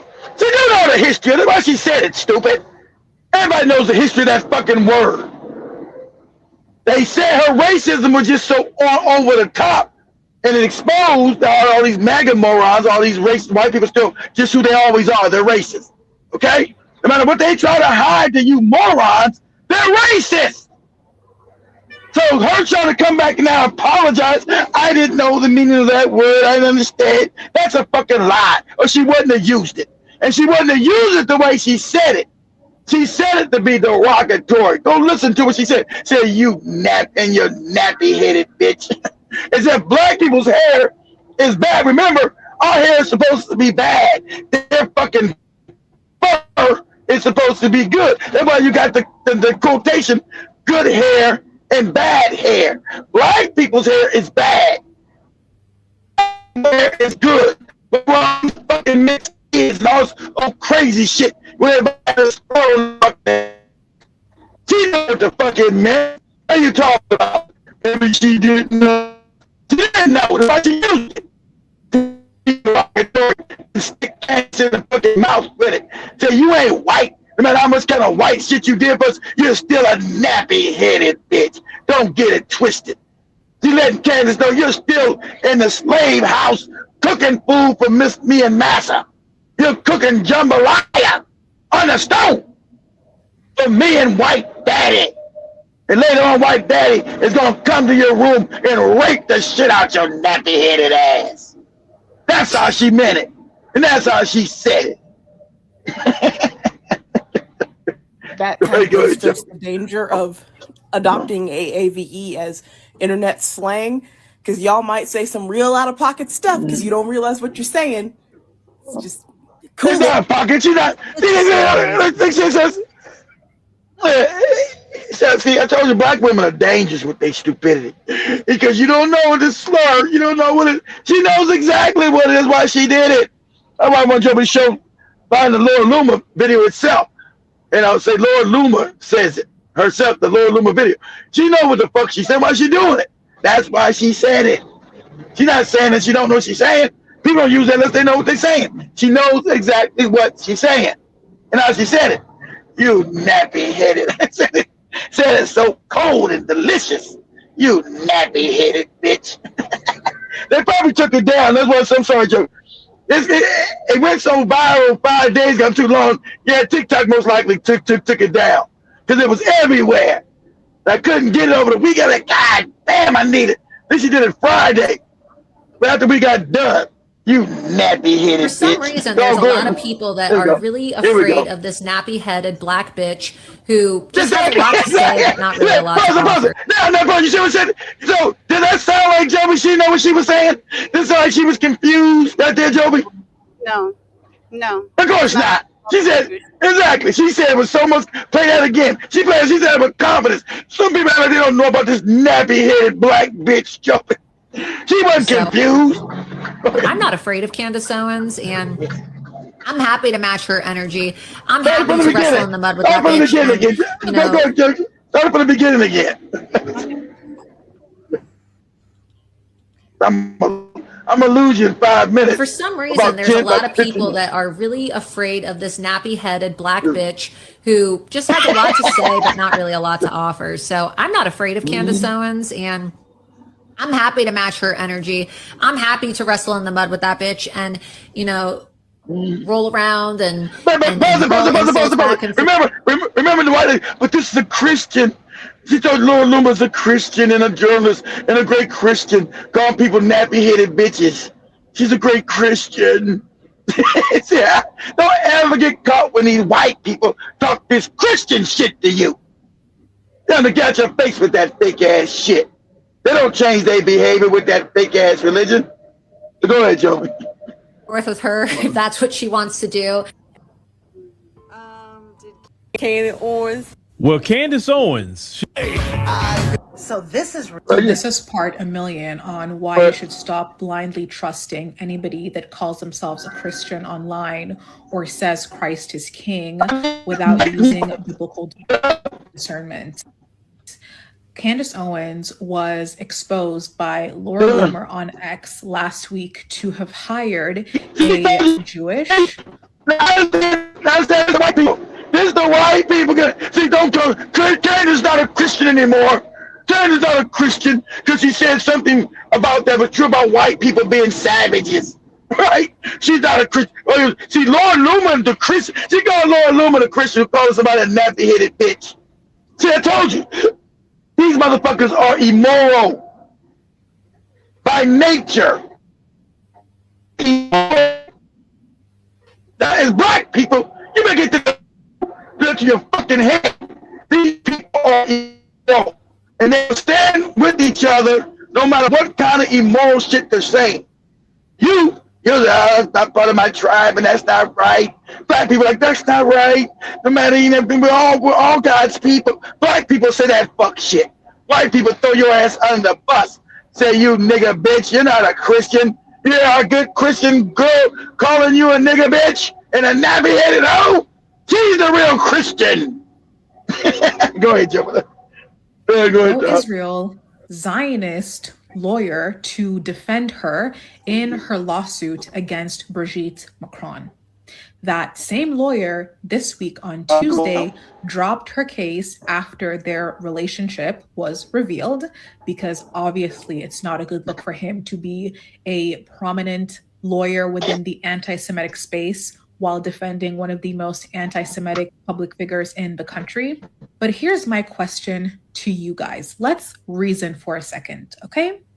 If Candace Owens genuinely believed that Zionists, Jewish people, Israel controlled the entire world and that they were so evil and so dangerous, why would she be giving her money to a Jewish pro-Israel, pro-Zionist lawyer to defend her in her case against Brigitte Macron? Her convictions must not actually be that deep. Because I don't know about you guys, but if I genuinely believed that a group of people was evil or that a person was evil, I would not be giving my money to them. So while Candace Owens is doing everything in her power to get you and to get vulnerable Christians to hate Jewish people, to curse Israel, which is unbiblical, ungodly, against the word of God, she Okay. Wow. She is giving her money away to a pro-Israel, pro-Zionist lawyer behind closed doors. In other words, she's a hypocrite. If you keep listening to people like her, not only will you be continually deceived and led astray, but you are going to continue to go against the word of God to your own destruction. So be very careful who you listen. Okay. Your hair and your eyes look so good. You're like beautiful. Thank you. You're like an Aryan degenerate goddess. Thank you. I love it. Thank you. You're Aryan too. I know, but I'm Jewish. It's okay. Because you're such a cutie. Don't mess my hair. God, fix it. Fix my hair. Did you fix it? I did. But like that picture you posted on Instagram recently when you got like reinstated on Facebook was so hot. Like seriously. I appreciate it. It's so good. It's a good picture. Your skin and the Nazis hate me. It's fun. The alt-right people want to put me in a gas chamber because they're obsessed with the Jews. I think they're just memeing on you, but it's okay. It's okay. I don't care. I love it. It'd be like that sometimes. I know. They're just jealous because I have big tits and an Ashkenazi IQ. Yes, that's what it is. Yeah. You got it. Anyway, next time you're in New York, let me know. We'll hang out. Bring your girlfriend to New York sometime and we'll all hang out. We'll go to like really cool restaurants and hang out and we'll have a blast. Yes, I will bring my girlfriend. Yeah, I want to meet. What's Becca?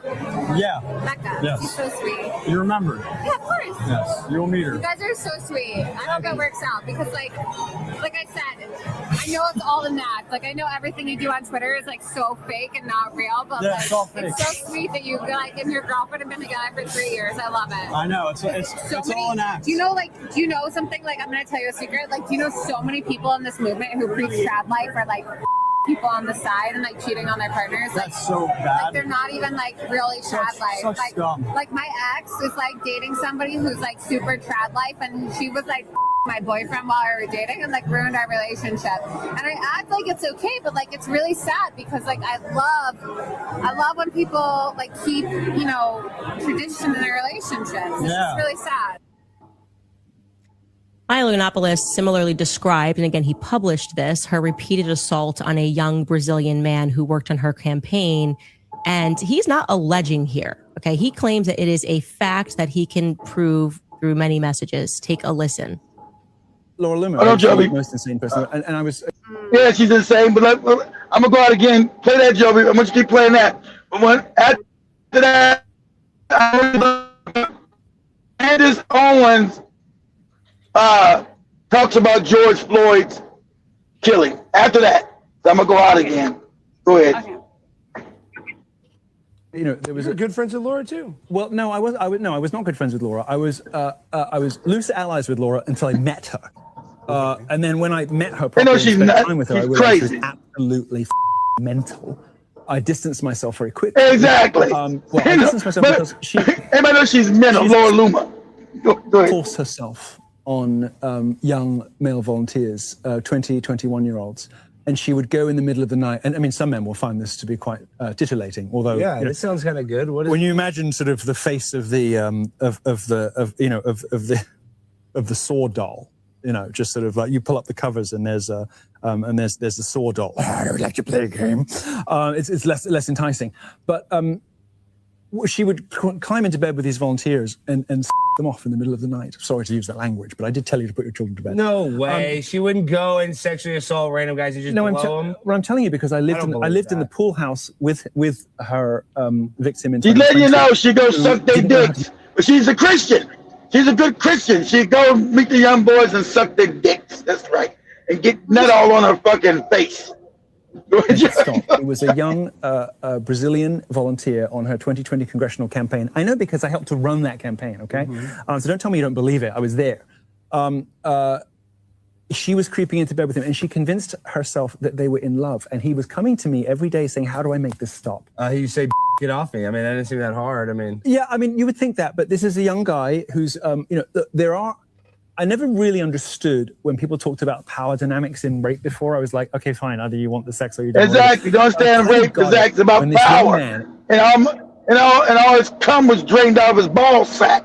He said, how do I make this stop? How do I make it stop? The ball sacks are dry. This Lord Luma is crazy. Go ahead, Joe. Which surprised me greatly. Said, well, this was Laura Loomer. I didn't know how to say no. I said, what do you mean it's Laura Loomer? He said, well, she's like Laura Loomer. And I said, what does that mean? He's like, well, she might be a congresswoman. Like, I don't know if it's okay to like. And so I realized in that moment, especially because it was a man, which was so sort of peculiar and confusing to me. It was bizarre to me, but he meant it, and he was asking me how to make it stop. There are women who have spoken out and said that this is real, that she has assaulted many men. And like I said, she has never sued any of these people for putting this information out there. Instead, she just blocks them. So the question becomes, why does Donald Trump allow her anywhere near the White House? Okay. Maybe the answer can be best summed up in her tweet to Benny Johnson when he said, pray for your enemies. Laura Loomer responded, don't pray for your enemies, Benny. Pray for your enemies to be destroyed and celebrate when they struggle. We don't have time for compassion for evil people. Break them down and conquer them with psychological warfare until they beg for mercy. Do not pray for them. This is Laura Loomer's strategy. She believes in, quote unquote, psychological warfare, which means she makes up vicious rumors about people, like she did when DeSantis was running, and Trump and his campaign found her to be quite useful when she said things like Casey DeSantis is making up cancer. Not something anyone would say, right? No dignity in that.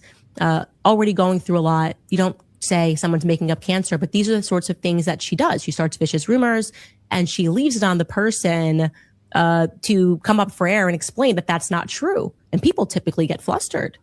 That's what she thinks is going to work on me. Making up AI photos and releasing them of my husband, literal AI photos, and trying to pass them off as authentic so she can make a claim that he's gay. Accusing us of being separated like she did this weekend, attacking my children. That was trending. Laura Loomer attacks Candace's children as feud escalates, claiming, as she did today, that my husband got drunk and hit a man in a car while brandishing a gun. This is her tweet, and she named the victim. Here it is. She knows none of this is true. Candace Owens says, I don't land any hits. Mind you, I have to post the screenshot of her reply because she blocked me. I did not block her. What type of hits do you want me to land, Candace? Do you want me to land a hit like your husband, George Farmer, allegedly landed when he allegedly hit, aka crashed into Tracy Robinson's car while he was allegedly driving drunk with an alleged firearm in his possession as a green card holder in Nashville, Tennessee, where you live? Remember Tracy? Sore subject? When are you going to tell your viewers about Tracy Robinson instead of simping for Tyler Robinson? Come on, Candy. Tell everyone who Tracy is, or should I direct them to the courts in Davidson County in Nashville, Tennessee? Well, by all means, I'm happy to tell everybody who Tracy Robinson is. I hadn't thought to do it because I've never met Tracy Robinson. I don't know Tracy Robinson. But certainly I learned his name when Laura dug up the fact that my insurance did pay a Tracy Robinson $6,987. We can show you that right here. As she said, you can find this on Nashville courts, and it is true as you can see, a grand total of $6,987 for brandishing a gun and hitting somebody drunk. That sounds like a steal.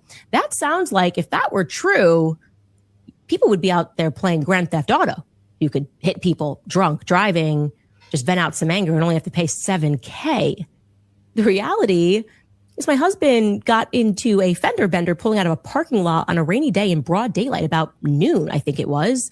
The police were not even called because two of them got out of the car, said a couple of FUs, calmed down, shook each other's hand and said, it's not worth calling the cops.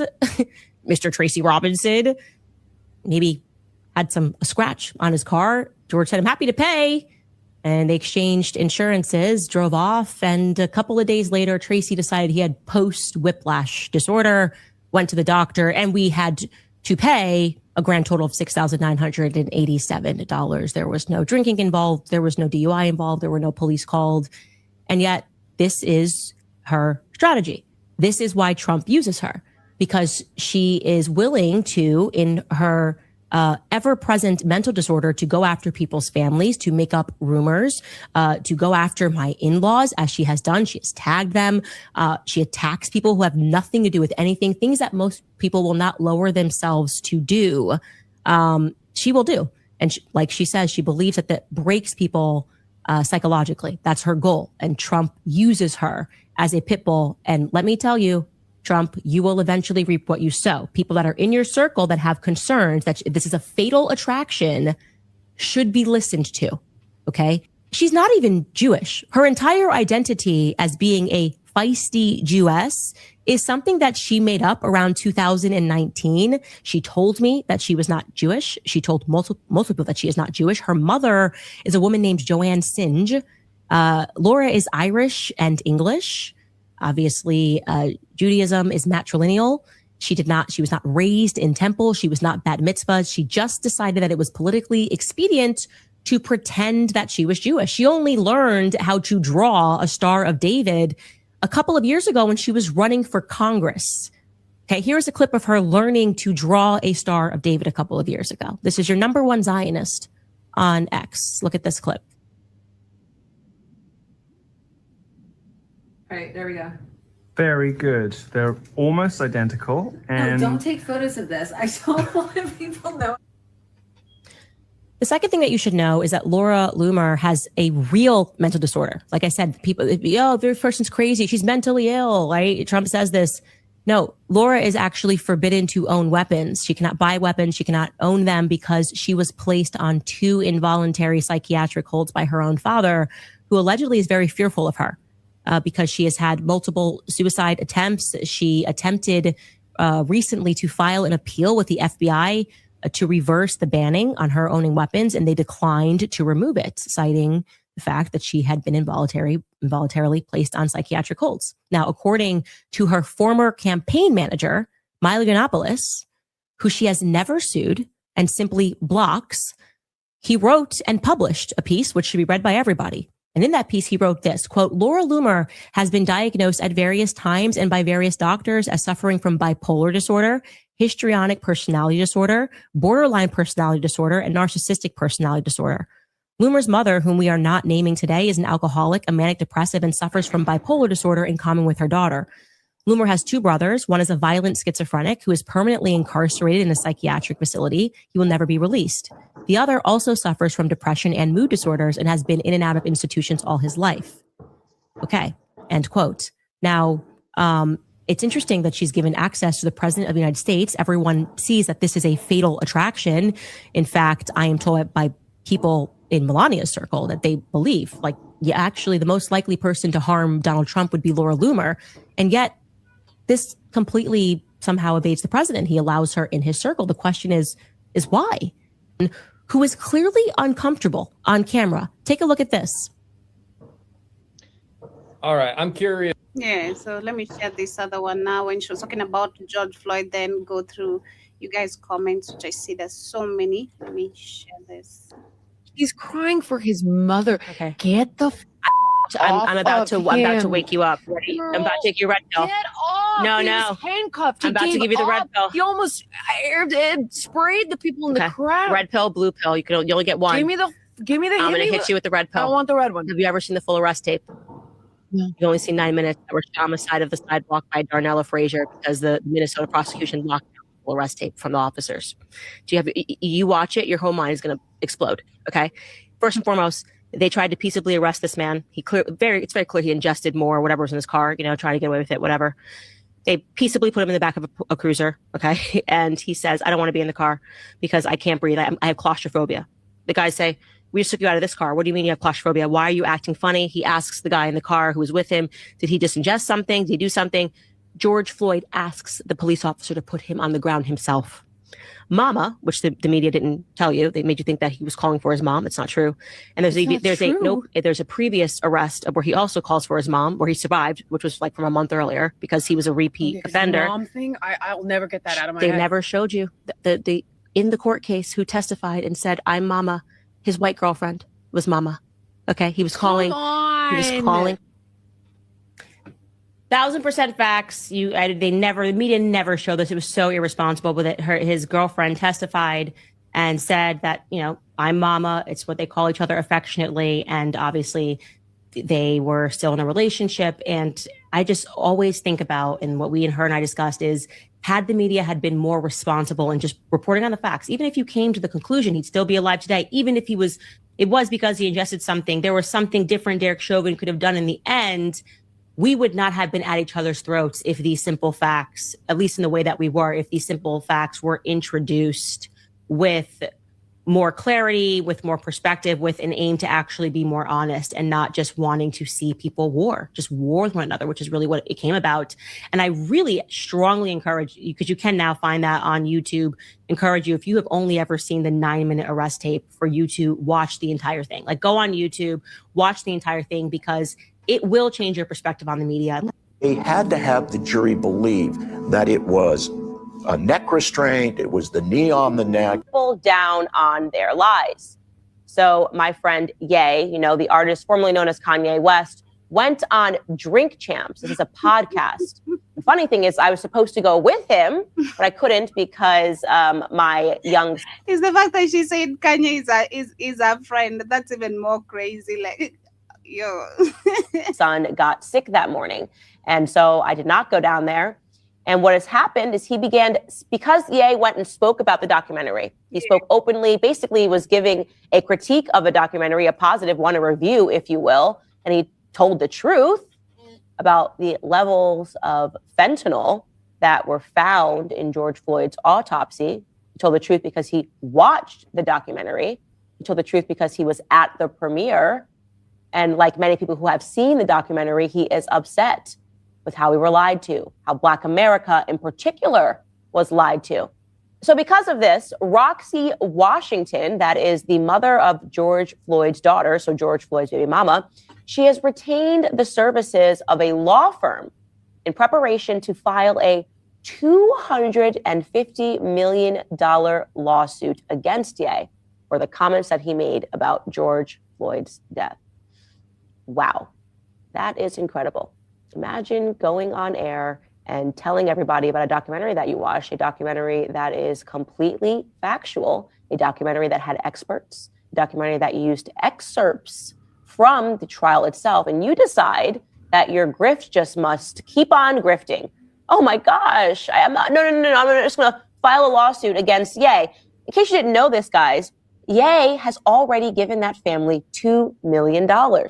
Yes, because perhaps he even believed that it was a racist event, that Derek Chauvin did this because he hated Black men. And now some clarity has been provided. And he is trying to extend that clarity on a podcast to people who maybe have not seen the documentary yet. So let's first take a listen to Ye's actual statements that he made on Drink Champs. I watched the George Floyd documentary that Candace Owens put up.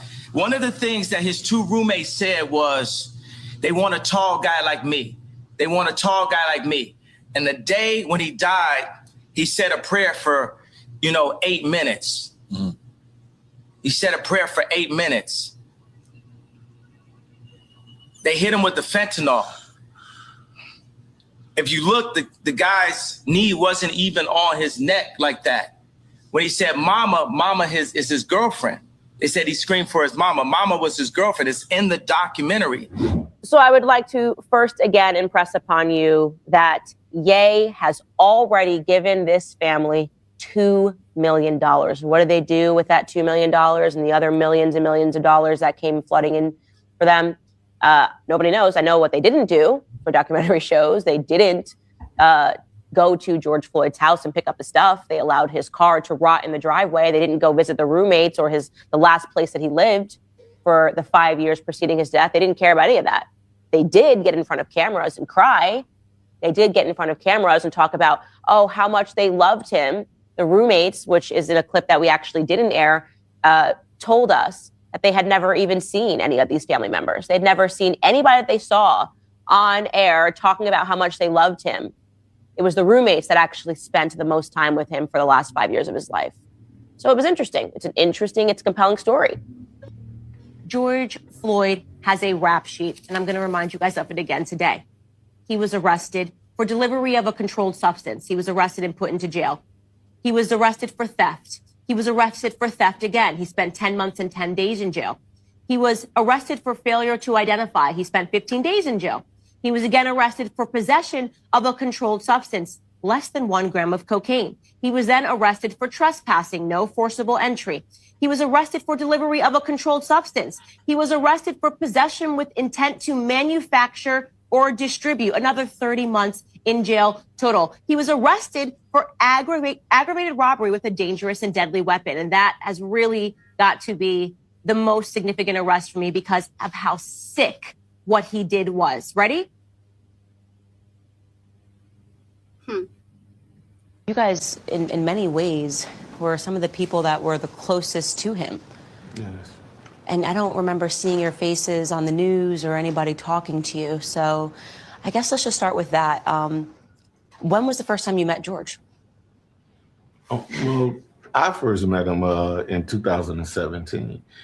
We ended up knowing each other. He was in a treatment center. And I actually was there too, but I was there for the alcohol. And, he was having problems with the pain pills. So when we met, we was unaware that this was, we both was in the same situation. So you guys met and you figured out that you were going to the same treatment center. And I think, did that probably establish an instant connection between you two? Because, during that time, you talk about a lot of things that led you to where. It's probably before Jibba Jabba, according to the question I see you're asking. It could be before, because I'm also asking myself all these, where is she getting all these evidences of all those cases she's mentioning, like how did she get all that information, It's crazy. But yeah, we got a few minutes. I hope Keith manages to come back before we get closer to winding up. You were, and you get an idea I go through the call of who the persons that are around you, more one-on-one. And he was real open about, things he was going through and what he wanted to be. And his whole dream was to I'll keep a photo of Kobe Bryant. You can keep one of George Floyd and pretend he was an upstanding human being that just once or twice put a gun across a pregnant woman's belly. Could you imagine that woman right now? That Black woman, by the way, right? Watching everybody pretend this person was an upstanding human being who just at the age of 42 and 5 prison stints was going to get his life together. I mean, it's embarrassing. We are embarrassing in that regard, right? This is why we have a cycle and a toxic culture, because nobody wants to tell the truth in Black America. It's so easy to be a victim. It's so easy to ask white people to bow down and apologize and do all these things for us. It's crap. It's crap. It's a lie. It's a farce. Our biggest problem is us, okay? It's why we don't talk about it when Black on Black crime happens. It's why we don't talk about it when 40 Black people are killed in one weekend during Memorial Weekend in Chicago. We don't want to talk about any of that stuff. We don't want to talk about Baltimore. We don't want to talk about New Jersey. We don't want to talk about any places where Black people are being slaughtered by other Black.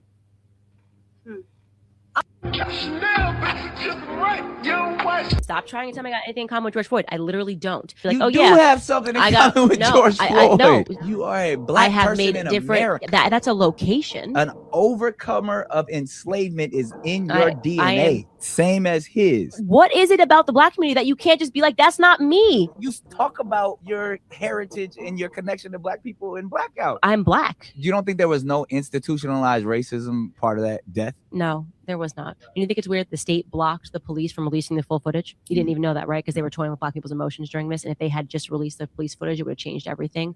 I don't think it would have changed everything because I think it would have changed a lot. Because there is a vitriol hate towards law enforcement from the Black community. I get that. For white people, police are protectors. Black people, we get scared. You're speaking as a collective. I don't have any fear of the police, but you know the origins of what police obviously, were, right? obviously. And I'm just saying from that slave I don't want to speak as a collective. I don't have fear of police. I just want to be my own person. I think for Black people, it's very triggering from when someone's just an individual and I'm an individual. No, so I respect I'm that. my own And choice. you grew up I'm in not a afraid of the police. privileged environment where you don't have to fear the police. I didn't grow in a privileged environment. I'm saying I don't fear the police. I know but also so when you whoop whoop behind you, you're like, hey. No, Like, I just don't think I'm gonna die.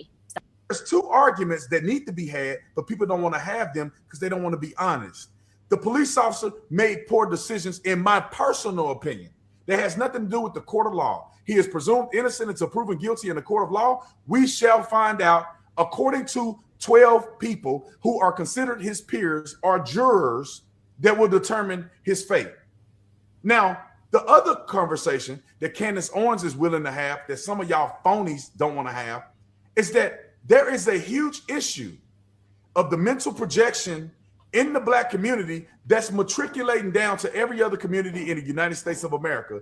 And that is the idea that we are to worship, we are to give wings to. We cannot say a foul word against people who live a life of extreme criminal behavior, and then once they die, we can't say nothing about it. What? They're off limits. What's this guy? See, you always get a coon. They talking about this guy. You always get a coon talking stupid. What are you talking about? We don't accept murder, morons, but you always get a coon. See, these are the coons that go and talk crazy because they're being incentivized by their white master on these social medias. You always can tell the coon ass niggas who get incentivized to talk crazy talk. Now, we're not saying no one is perfect. What are you talking about? But everybody in the world can see George Floyd was murdered when he asked, please get your knee off my neck. And that was not done. So you come and talking cool nigga talk is absolutely stupid. You're telling me not to see or validate what I saw. Oh, don't validate your eyes and validate my coon talk. You know? Validate me being a coon. Oh, by the way, thanks George for the donation. I've seen it. You want me to validate your coon talk. See, this is what coons do. And remember, only in the Black community you get to talk this reckless, and nobody comes to see your punk ass. He knows there's not going to be no retribution for him to talk this reckless about his own, him and Coondice Owen'S.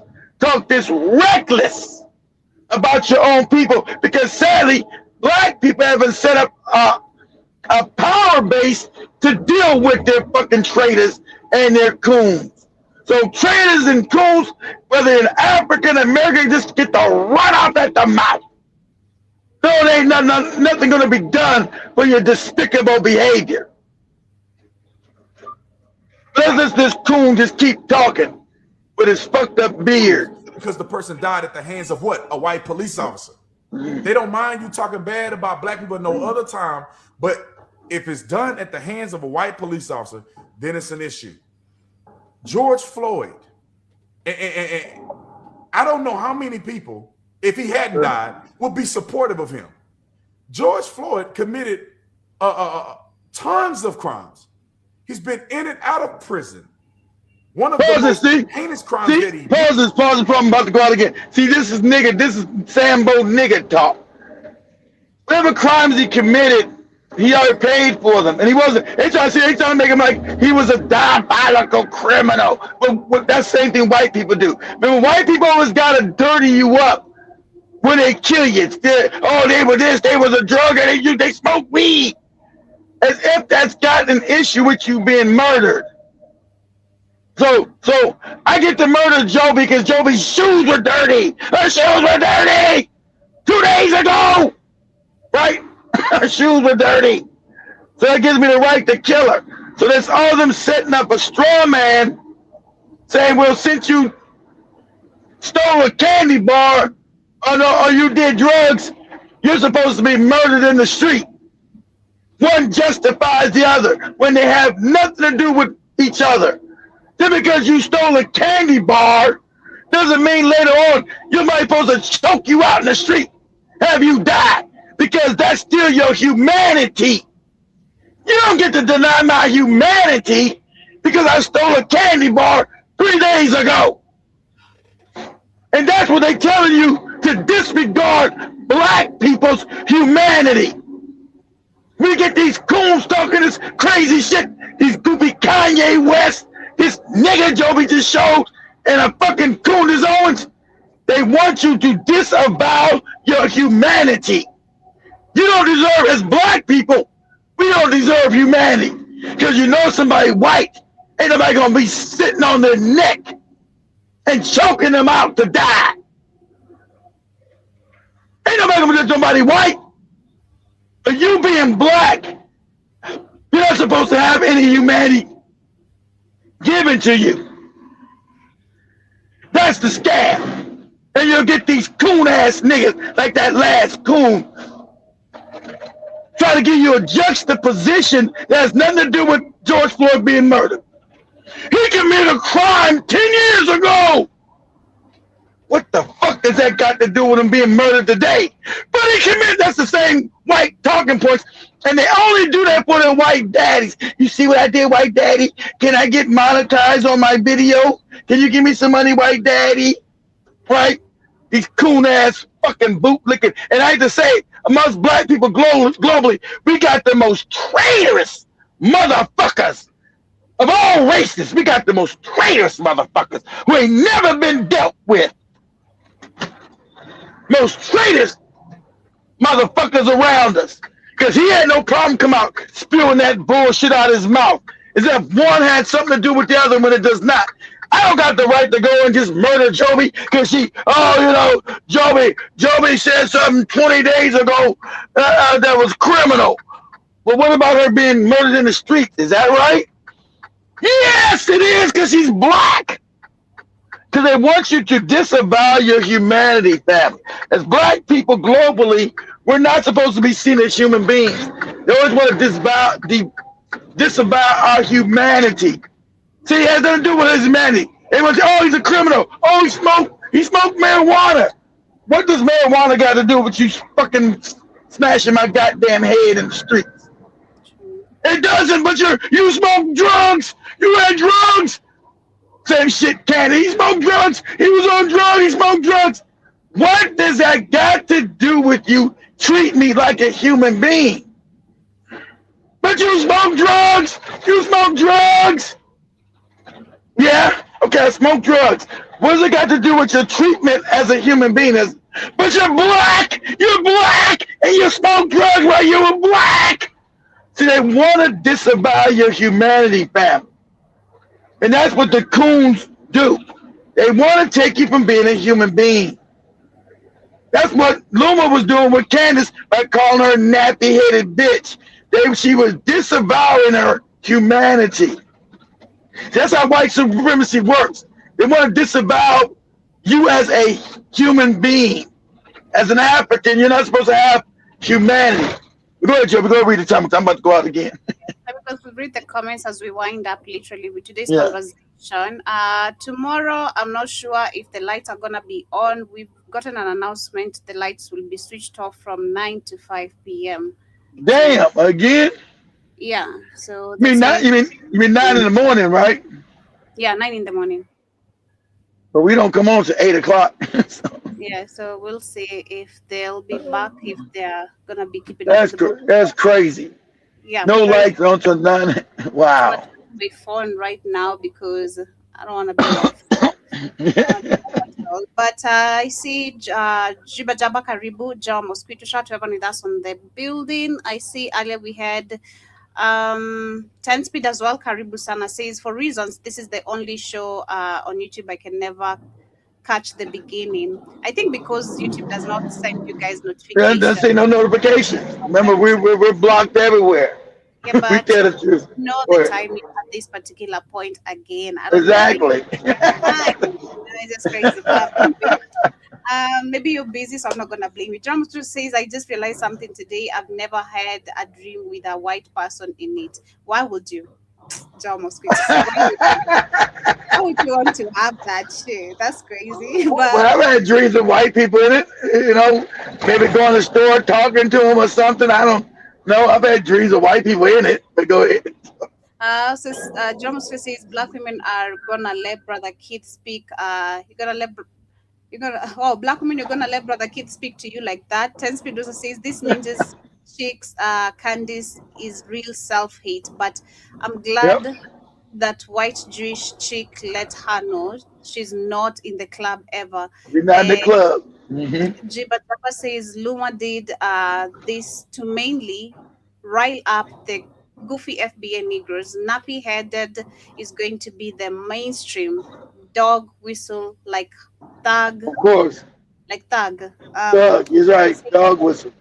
Can't say the N word anymore, lol. And Samuel Karibu, it's nice to see you, says, didn't an announcer say that the exact same thing to a team of black women in a basket game? And yeah, that's a while ago. Yeah, that was Imus racist ass. He dead. Good riddance to bad rubbers. That is stinking ass is dead and stinking.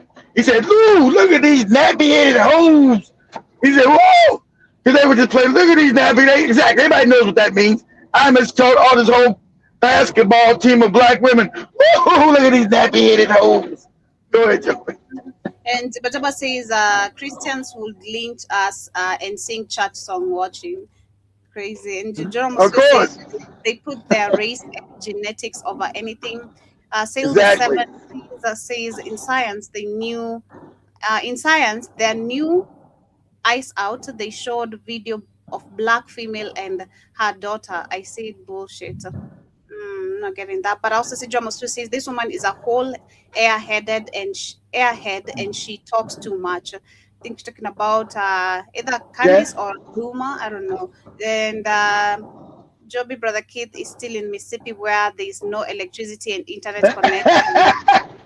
Actually, what you're talking is close. No, I'm actually in low budget rural Georgia, where it's just as bad.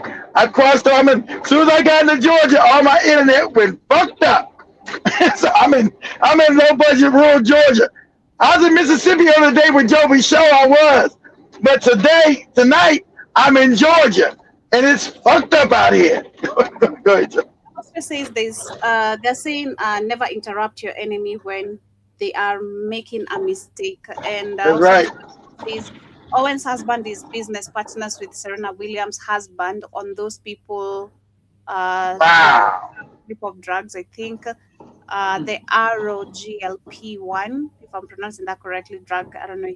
And Jibos says apart from the BS she spews, Coondice does speak eloquently. And you trying to say because she's got good English? Yeah, Joby love her. Joby does it because Candace got good English. She does. She got good English with her stupid ass. She's a moron, but she's a moron with good English. You better believe that. So they did overdose and says living before, during, or after getting a knee press. Give me a break. If he's dead, why put a knee on his neck? Exactly. And George Guy also says she is George Guy Caribou. She says she's the type of that thinks she's the smartest person in the room and she will not learn until it's too late. Then she will be begging the community for forgiveness. I mean, they always do. I guess we've seen that. And I gonna let her. She's never gonna be allowed to come back, George. Never. She's done too much damage. Ever. Good. General Moses says those actions of those police officers were brutal. Exactly. Brutal. Exactly. That's an understatement. They were brutal and inhumane. You wouldn't should remember. You treat a dog like that in America, you'll go to prison. But treating black people like that, you get nothing. And that was she didn't even see the humanity. That's how despicable this fucking Candace Owens are. She don't even see her own humanity in her own people. That's why Coondice. That's why that coon ass. Nick Candace, another coon. You got two coons talking to each other. Right? Coon ass Nick and coon ass Candace. She can't even see her own humanity in her own people because she has so much self-hate. And when she got a white husband with a fake half-white kids because she hates who she is. Go ahead, Joby. Jabba says when the black boy fell into the gorilla pit at the zoo, they went into the father's arrest record and he wasn't there. He was working. And Sale says you're gonna have a YouTube heart attack yelling at sweet dummies. Jabba says oh yeah, yeah. Tanspeed says is Cuba electricity still out? I'm not really sure, but I think they received some oil from Russia. That was like last month or the beginning of this month to boost their energy. So I can't really give full details about that, but we can check that tomorrow. Shout out to the New York State of Mind says the wake up call has already happened. Jiba Jabba also says I've had whites in my dreams. They are chasing me like in Escape from New York. That's crazy. Yeah, that's But little guy, you get them white people chasing you in your dreams. You must look. Yeah, so Escape is in Omega County. He's in the trenches somewhere where there's dark, you know. That's where he is, you know. I'm south of I'm in the same place I told you guys. I'm gonna go out. The same place I told you guys years ago. I was over getting chicken, and the Indians own this gas station. I just passed that place where the Indians said, "Yeah, get a chicken, get this rotten chicken to the niggas and let them eat it." That's what I just passed. I just. He's breaking. Yep, he's in the trenches for real, for real. Oh, rotten chicken to the niggas. Much love. Yeah, much love, family. Thank you so much. I know. Much love on the bad area. Sorry. Kindly subscribe and hit that like button as you leave. And thank you to everyone who has been with us today. See you guys tomorrow. Hopefully the lights are gonna be back on time as they have written. South Georgia doesn't have that Nairobi internet. I apologize. Internet's not as good in South Georgia as it is in Nairobi. I apologize. Period. But much love, family. See you guys tomorrow. Same time, same place. Hopefully, literally, hopefully. I hope the lights don't go. Same time, same place, 10 speed. Same place, same place, same time, 10 speed. Get yourself together, brother. And then Sunken one too. Also get yourself together, Mr. Wrap It Up, if he's listening. But much love, family. Have yourselves a beautiful, beautiful. Much love, family. Peace and we out.